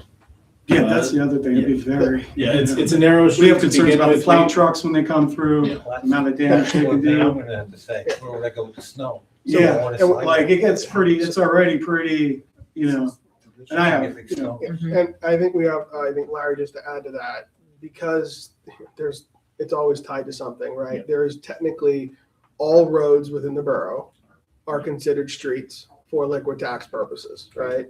There are Just no about- alleys. There are no alleys. There are no alleys. This is an alley. Yeah. Right? So I have no problem making a motion to grant the deferral, right? Deferral of sidewalks along Division, excluding the handicap ramp, right? Yeah, It's we'll on the put that corner of in. Division No, and Front absolutely. Street. Because I'm it trying just not to be doesn't, compliant, yeah, it just does not make sense to try to put sidewalks in an alley, right? Sense is always a really good quality Correct. to possess. But yeah, I just wanted to add the context that we kept the code as is because at some point a future council, so it doesn't sound like this council, might want to say, no, we are sidewalking every single street in town. That could be Easton Road, that could be Division Street, that could be some of the other, historically that has not been done, but, the option is still there for a council to decide you're the first, that's, again, historically has not been the case, at least in several years. But that's why we're seeing some of these cases come up, Right. after these new enforcement efforts that we're seeing these like niche cases that we ordinarily wouldn't see. Yeah, But right. that's why it's kind of triggering and getting elevated to a council status kind of so publicly, so lately. Right. All right, so There's a motion. I do have a first from Tom. Do I have a second for the I'll second. deferral on Division Street, but only? So, and just to clarify, that'll fix the deficiencies on Front Correct. and And make the a sidewalk, uniform ADA. ADA ramp. An ADA on ramp Front. on that corner front division, yeah. And And then, then we have a low pad. Yeah. Failed the half inch, so. okay, and then this will grant the exemption for just Division Street and East, right? That's East. Yeah. Is that a second, Larry? I think Mike seconded. Oh, I'm sorry. I missed Yes, that. with the comments from Larry. Second from Mike. So, okay. All those in favor signify by saying aye. Aye. Any opposed, say no. The motion does carry. Okay, thank you. So, where do I proceed from here? Just, I'll send you a follow-up later. thank you, Chair. Thank you so much, everyone. That's not my department.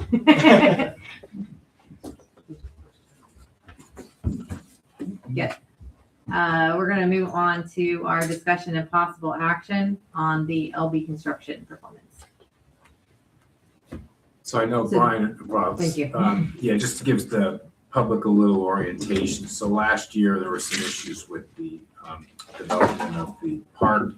At that point, the borough did reach out and file a claim against the contractor's bonding company, and then negotiations were ongoing to try to get a amicable resolution. And I know Brian has been working on that, but it's been about a year later, and I'm going to turn it over to Brian. I know we have one more meeting with the contractor, but I don't know exactly what the status of that is in terms of getting the major issue completed. Yeah, so the main issue is the safety surface that was installed around the playground equipment does not comply with the plans and the documents nor ADA guidelines. And And so we've rejected the safety surface and required the contractor to reinstall. He used a third-party subcontractor to do that installation. Has been fighting essentially with that third party, debating as to who is the cause of that problem. So unfortunately, it's been in limbo. We've sent them multiple notices. Mike has sent them several notices. The third party did ask for a temporary stay so that they could do some additional testing, so they could verify their case. That time has lapsed. Correct. Mike did send a letter then to the contractor stating that they have 30 days to complete the work, which takes us into mid-June. At this point, we're just trying to wait and hear from the contractor. We've been reaching out. They did want to have another meeting with them, or they wanted them a meeting with the design team and Mike and Kathy, just to talk about, what their position is. But there's nothing to argue. It failed. Do it. Right. And it needs to be replaced. So at this point, we're waiting for the contractor to give us a timeline as to when that will be done. So I'm going to be honest with you, Brian. I have no faith that the contractor is going to perform the work as required to the plans at this point. I don't want them touching borough-owned property anymore, and that's my personal opinion. They've had well over 11 months to fix this issue, right? I don't care. I don't care that he's being sued. I don't care that he's not. I don't care. The fact of the matter is, my faith in this contractor is completely gone, right? And if that meeting is when it is, we authorized almost a year ago to pull the bond. Pull the bond. Be done. So Mike actually did send us a list of all the required documents, and so we are compiling those and we'll get those out. Yeah. Pull the bond, and then we can actually, because no matter what, right? So that This contractor is not going to be able to get another safety surface contractor to do the work if he didn't pay the first one or do something right. So no matter what, this guy is not a certified playground surface installer. He has to subcontract it out, and everybody can use Google, right? No, there's not another contractor that's going to do it, right? So enough's enough. I'd be concerned if, even if we extend the deadline or keep the deadline out, will this happen well in that short amount of time that, it's still Well, on the books? the actual process is not actually that long. It's probably a day to remove and maybe a day or two to reinstall. It's maybe a week at the most, for the overall timeline. So it's not a arduous, process or anything. It's just a matter of getting the contractor to do it, and then obviously he has to negotiate either with the original installer or another installer to do the work. So, If it's not an arduous process, it should have been done at Done. some point. Yeah. It should have been done 3 weeks after. If it's only failed. if it's only a 2-day job, then why, when we asked it to be redone in August, is it June? So one of the issues is it is weather dependent. So as soon as we hit, the end of October, it's pretty much unable to install the material until you get to April. So yes, there was a long span of time, but It was already another 2 months. It was already delayed a year, Right. right? So it wasn't my fault that he didn't install it to August of 2025, when it should have been installed in August of 2024. Right. Right. And he said So notice, Or in last year. April of May of 2026. right, so I mean, at the end of the day, No, we completely agree. Yeah. Absolutely. Trust me, we're just as frustrated. then pull it and be done. Let Yeah. it be between him and his insurance company. So Right, we'll, because- we'll get the documents to Get this, Mike and then he'll submit those. And then the bonding company, as I understand it, will review it. They have, there's certain options that they have. They can Yes. do it. They can hire somebody to do it. They give us the money. So Right.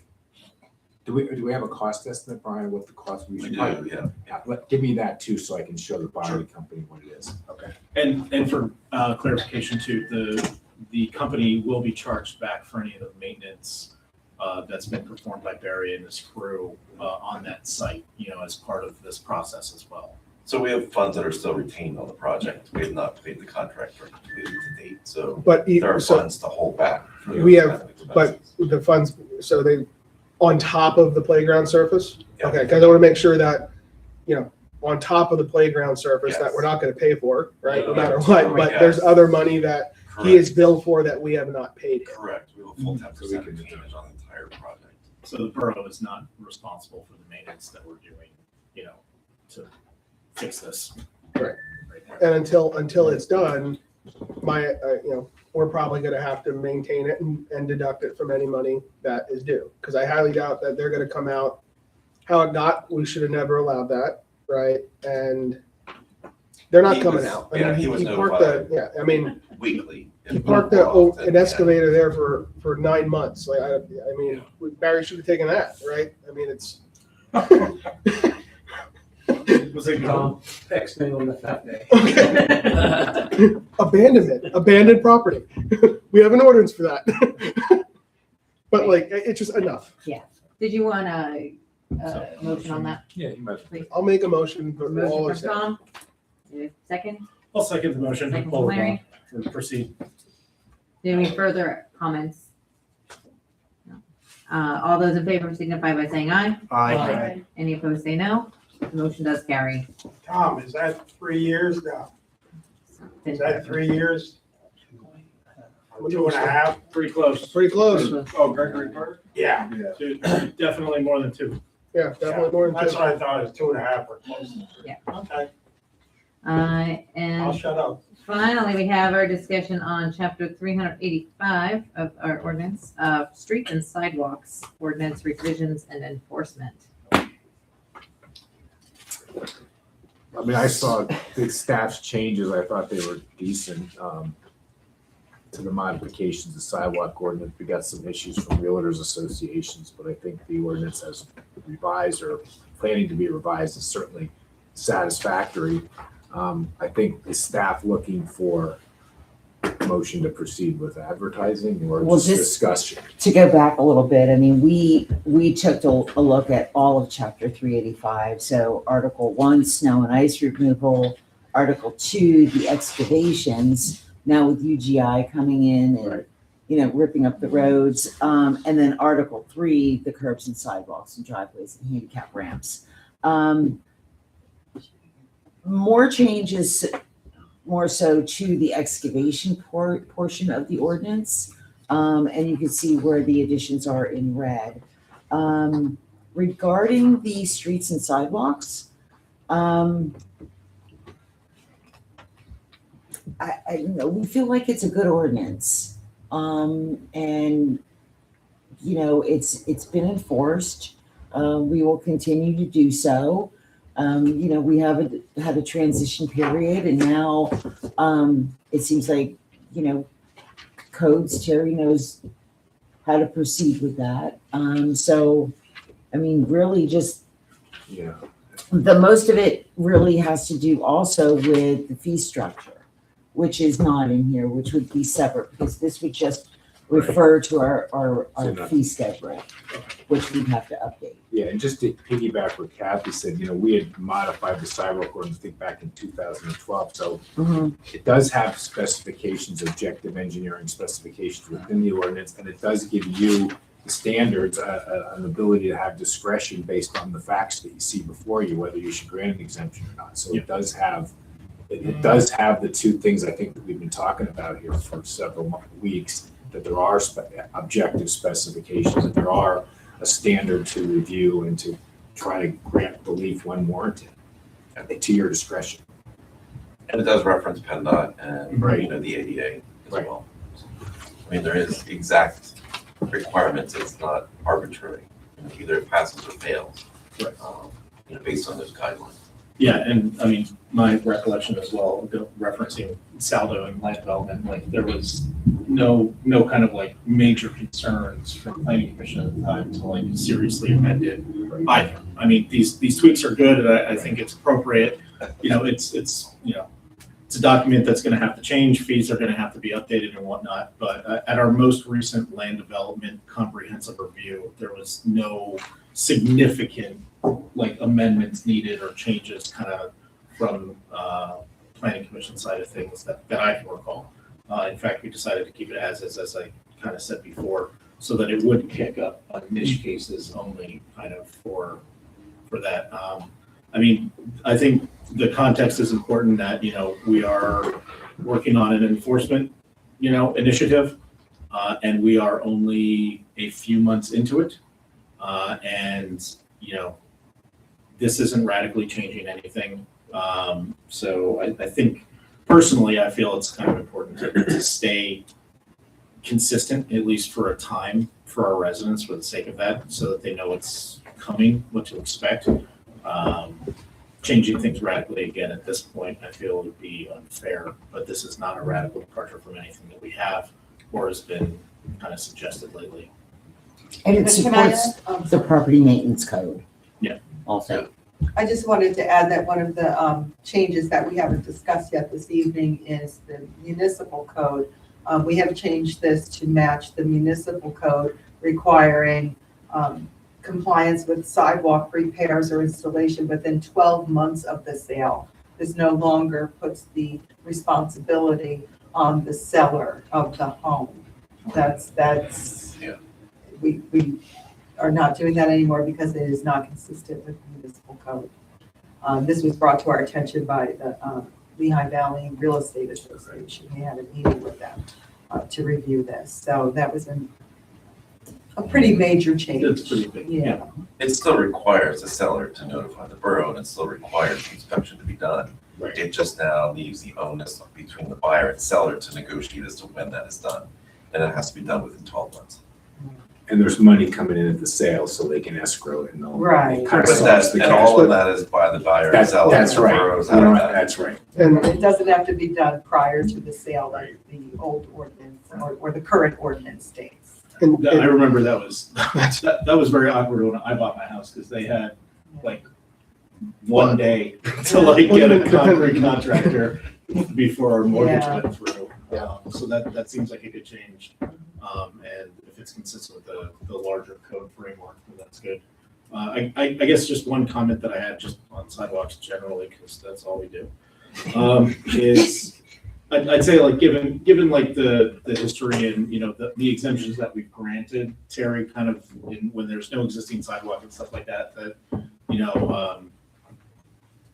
it seems that we're going to continue to grant exemptions in those cases where there are Deferrals. Deferrals, sorry, yes, deferrals, because everything's a deferral, not exemption.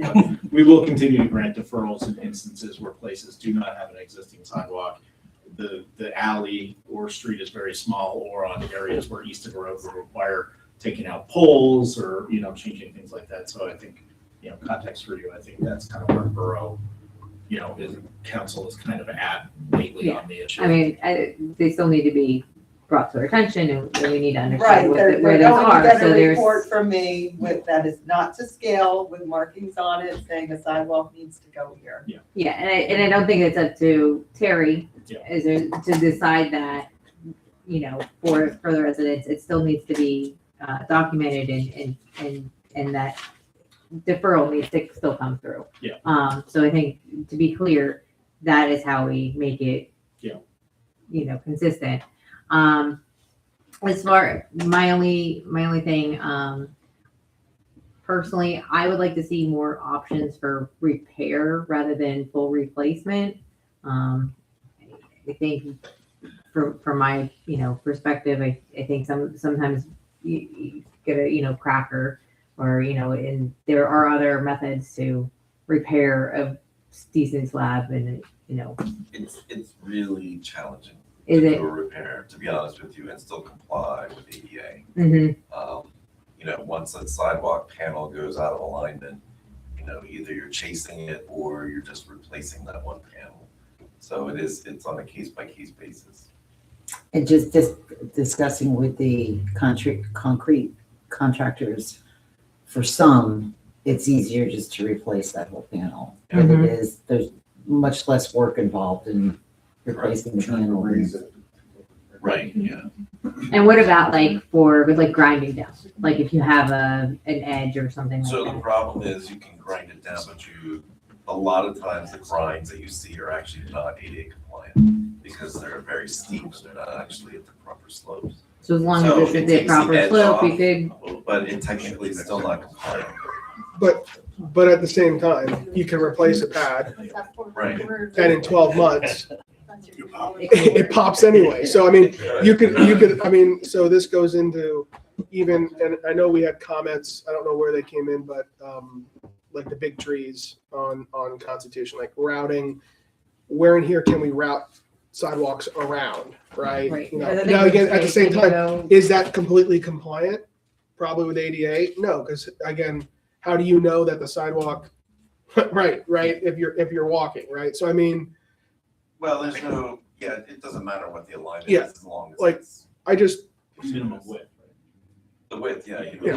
With. yeah, I mean, I like within 12 months and taking that, because that is I remember when I bought my first house in town, that was like, well, it's December and there's snow on the ground. Okay, you know what I mean? Like it's, and that's a whole nother trouble. But like to the Lindley's point, all right, what is an acceptable form of repair? Because there's one thing guaranteed in concrete. It will crack. It's not a question of if, it's just a question of when, right? So we replaced sidewalks, I don't know, it was probably less than 10 years ago at Dimmock Park, right? And they lifted all the heck again, right? So, I mean, and not even, I mean, with a bad freeze, they can happen, right? So, I mean, we live in Northeast PA, right? Heaving and hauling happens. So what is the gauge of what is good enough versus what is not good enough, right? Like, and right, and it's, yeah, I think there's a balance, right? I don't, we're never gonna be 100% compliant in the borough, right? Like, you're just never going to have that. Right. The only way to assure that those sidewalks don't move is you're gonna take them down 3 feet and put a footer on them. right, that's what I mean, and that's I not, wanna do that. and that's not a realistic option, right? And you could literally, My mother. Oh, Yeah, what do you eat? Yes.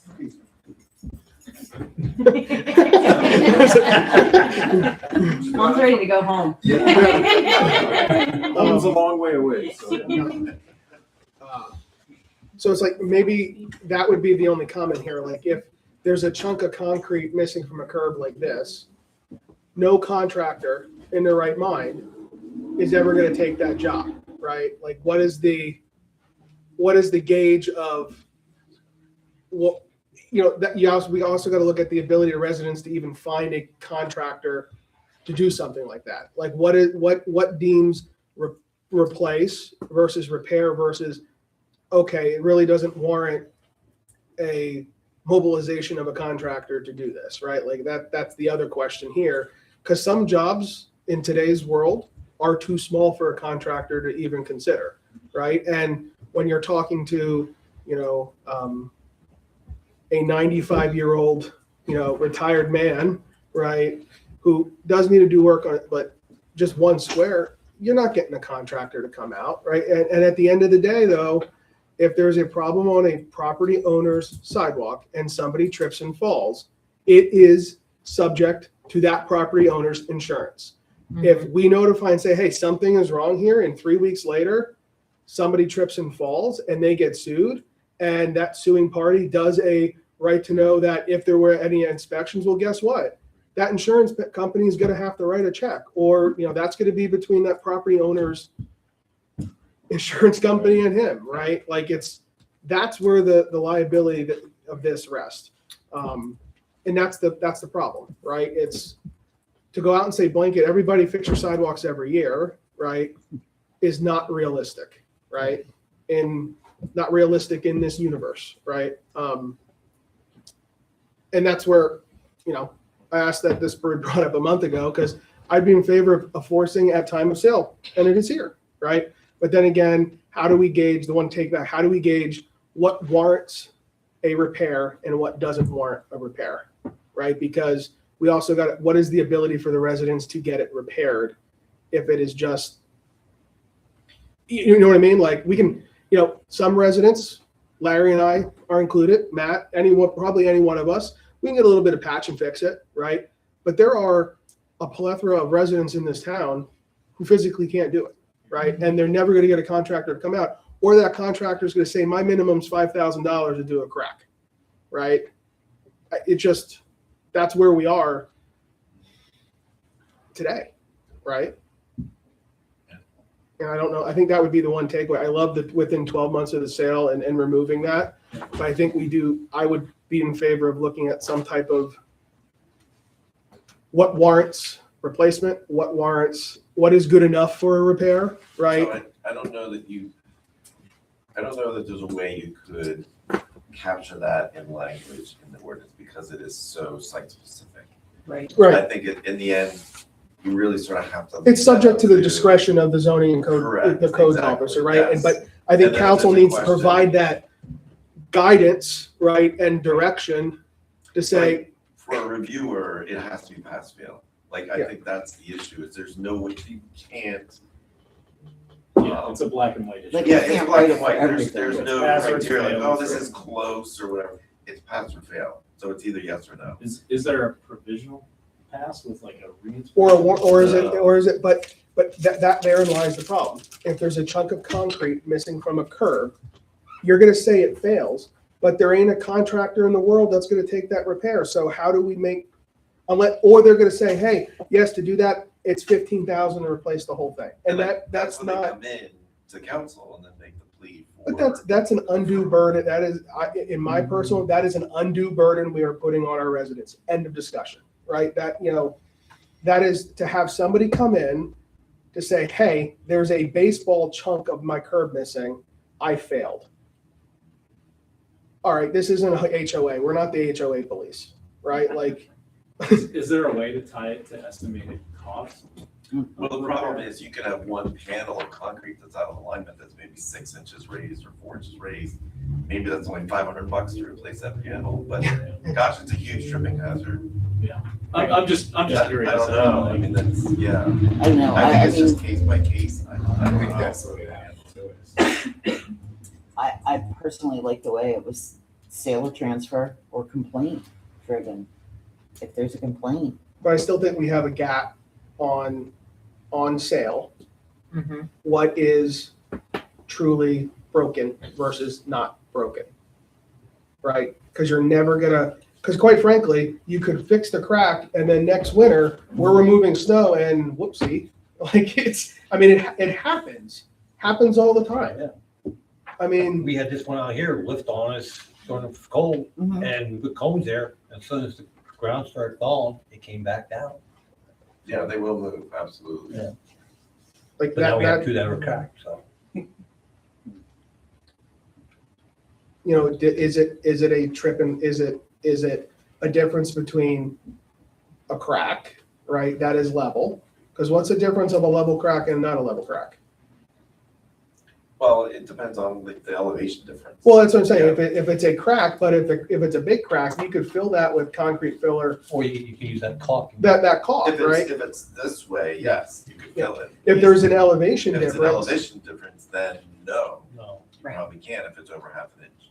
right? But again, there's still, you run into the issues of, how do you do that, right? Because you can't make that 95-year-old lady have somebody come out to replace a baseball. No one's gonna do it. Like, I don't care if it's, just to mobilize, just think about it, for a concrete contractor to send a truck, a guy, if it's on Main Street, forget it, right? Like, forget that, right? Right. If it's on a back road, okay, but you think at minimum, that's $1,000. I think there's, some general contractors that can handle, like smaller. But- Like a handyman, probably. Yeah, like, Mhm. But finding them and getting them to come out is the to replace a broken piece of curb like this doesn't require full replacement, right? Like, how do you, I don't care, Brian. You're not gonna, if I can pick that job or another job where I make 10,000, what am I gonna pick, right? And Oh, right. and it's just not gonna happen. And that's that. Is it that line of I know we're just having a discussion. Is it that line of discretion, right?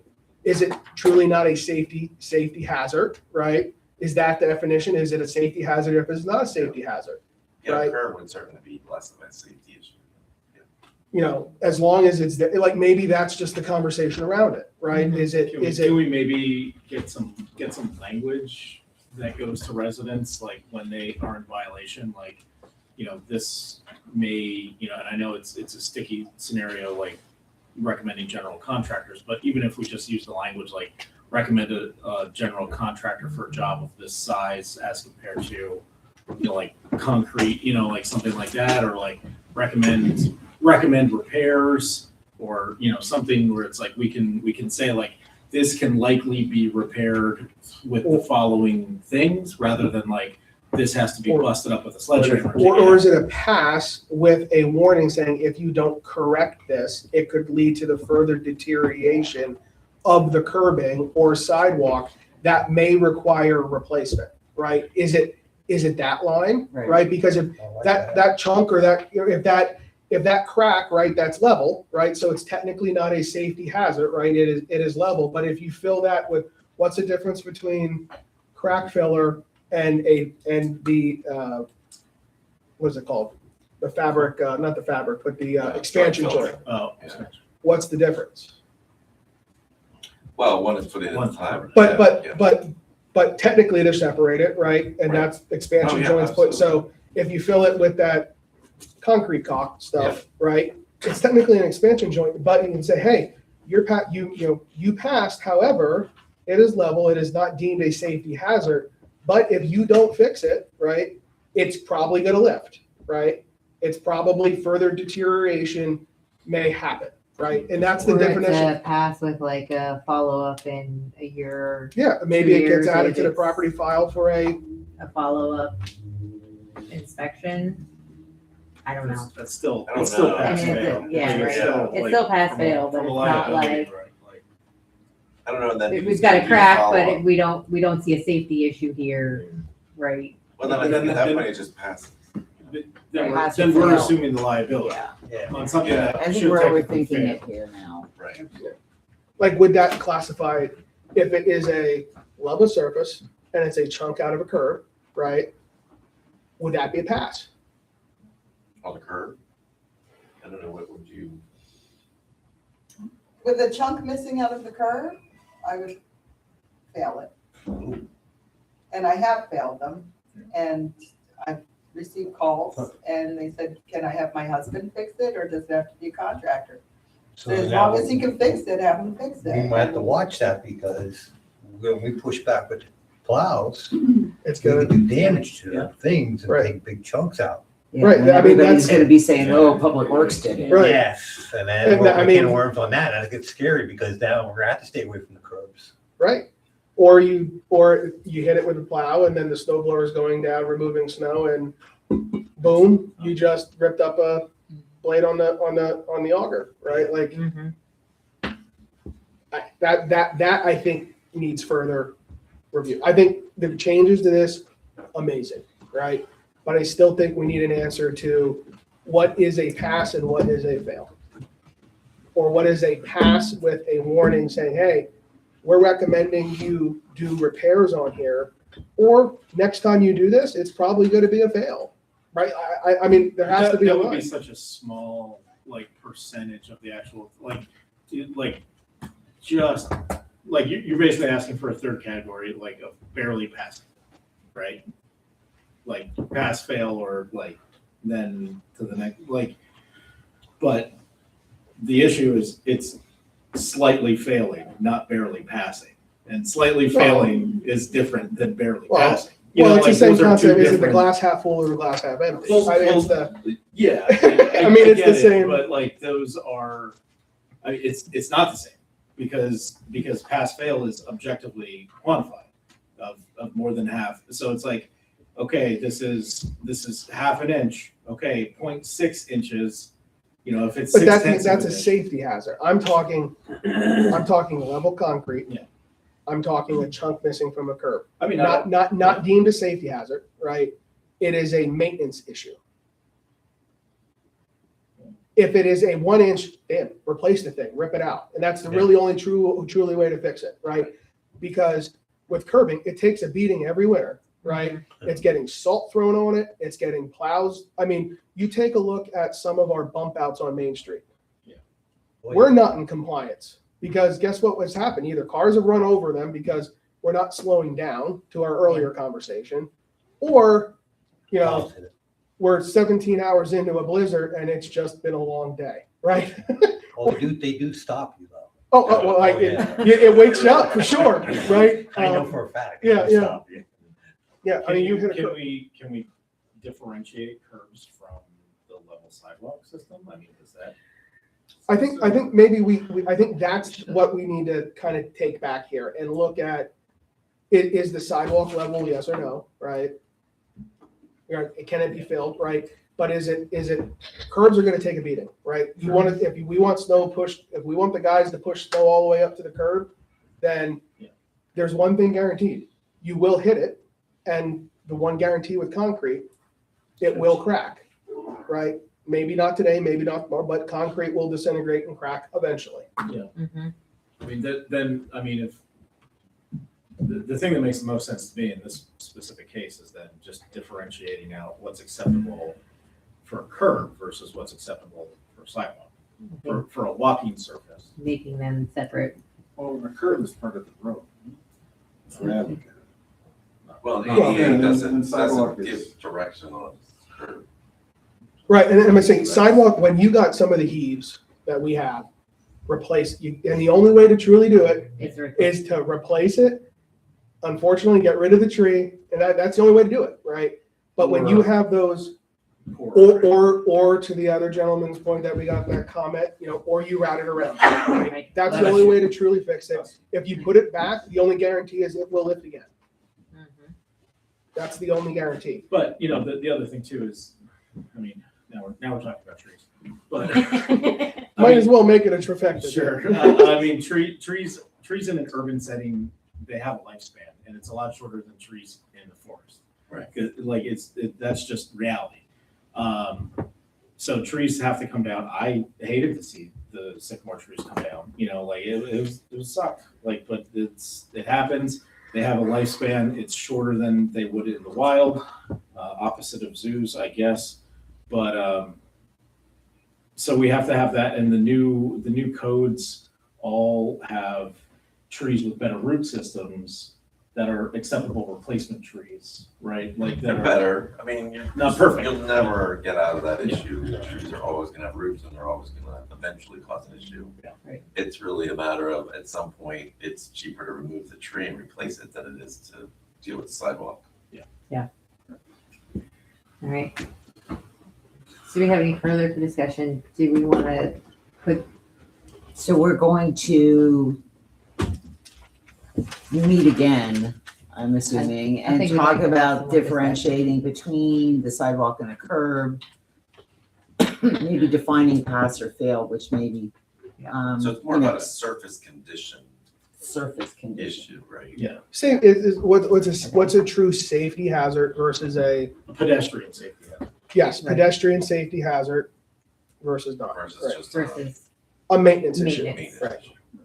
Yeah, I think. I think that- that's I mean, more, even that's more what- of a concern than Because even, making it all look Sure. perfect is to make sure that Depends on it's which safe. flavor of OCD you have. Right. and I know PennDOT, you know, it's been a long time since we had Main Street done, right?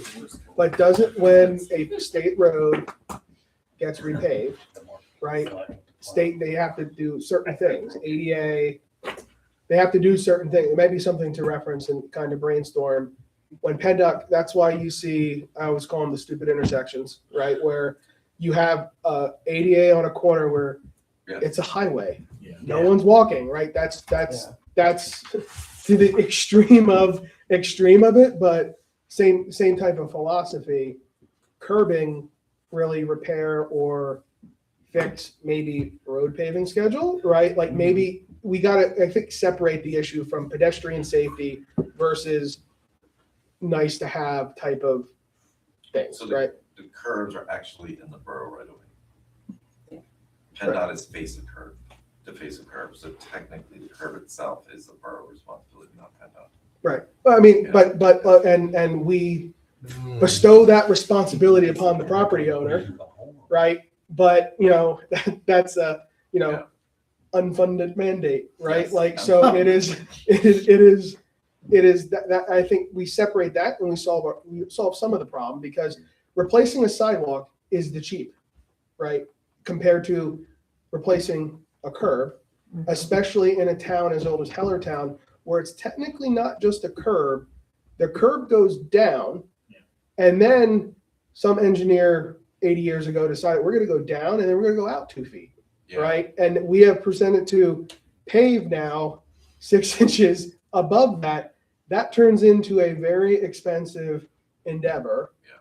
And that, I think that really puts a burden on the homeowner more than, all right, Mike, come over Saturday and we're going to take some sledgehammers and put a sidewalk in, right? Like, I don't know, the curbs on my street are 150 years old. right, and we have some curbs in town that are literally, you know, think of is it East or West Saucon, right? Yeah. It's the old pieces of We do not ever flagstone. need to touch that. Right. because I'm sorry, but we don't ever need to touch They're metal. Well, no, there's like stone and then you got the metal Stone. things, but like, They're heaved. like that maybe that's what we look at, right? And again, because that will reduce, like, that division. I probably left. It's probably just Richard and Leroy. Stalwarts. Right there, most of that $30,000, that was curb and probably curb and street repair, right? Because you're never gonna, you know, sidewalk is relatively easy to put in, right?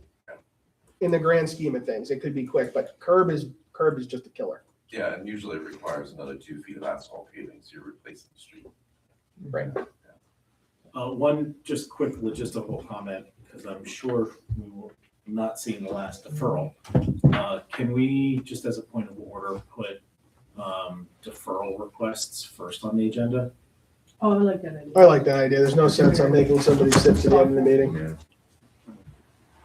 Or deferral in pre-scheduled, maybe include all deferral in pre-scheduled appearances. Something like Yeah, that way they're up top. I actually like that because I kind of felt bad for that guy. Yeah, I don't want to put people through that. Even though there's no He left things on the agenda. That's Murphy's Law, Kathy. Murphy's Law. It's on sidewalks.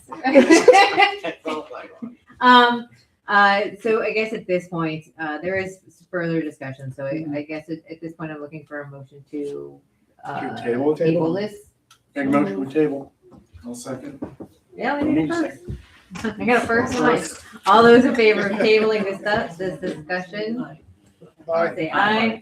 Any opposed, say no. Motion carries. It is deferred, or it is tabled. Thank you. It's a sidewalk, not a table. Not the right word. All right. It's deferred to I a have future so meeting. many notes on my agenda tonight. The last one, the Children's Learning Center 2026 pool agreements. I make that motion to approve. I have a motion to approve from Gail. I'll second. A second from Matthew. All those in favor signify by saying aye. Aye. Any opposed, say no. Motion carries. I was going to announcements. She usually goes there on her days off. One thing, graduation is this Friday at 6:30 in the football stadium. So please go. I have one question, just to clarify, just so this is gonna be brought up, and Chip Wagner had his hand up during the new business, and he was not acknowledged. I wanna make sure that, what are we doing with acknowledging people talking? I gotta know We it have myself. comment section at the beginning of our meetings for agenda items and non-agenda items. So that is the time for comments. But you're not gonna have anyone talk during that we're listening to. During new business and or other things. If they're on the agenda. If they're on the agenda, yes. Okay, but if someone is sitting out there and says something, we're not supposed to acknowledge them. You can, Who can? anybody can. But you engage and that's the, It's not illegal. Right. Because I, They're no talking disrespect, agenda I items, just you said can that still hands address up, and I don't know if you heard me, which I didn't want to bring up a big But I know he's attempting and talking very much about sidewalks. I just don't want this to be a negative for the council. I want this to be a positive, so I'm asking what is right, what is wrong. I just need to hear that so I know that I don't step out of the line myself. The current policy is if citizens have comments, they can bring them up on non-agenda items or during, comment on agenda items. They do not need to be or have to be acknowledged or engaged in the regular agenda if they are not on the agenda.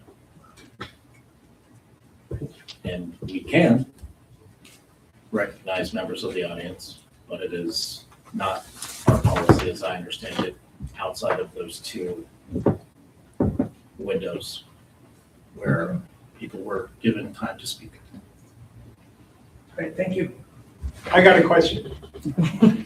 Motion to adjourn. No, for- I actually have some additional items. We do have we did have 2 executive sessions.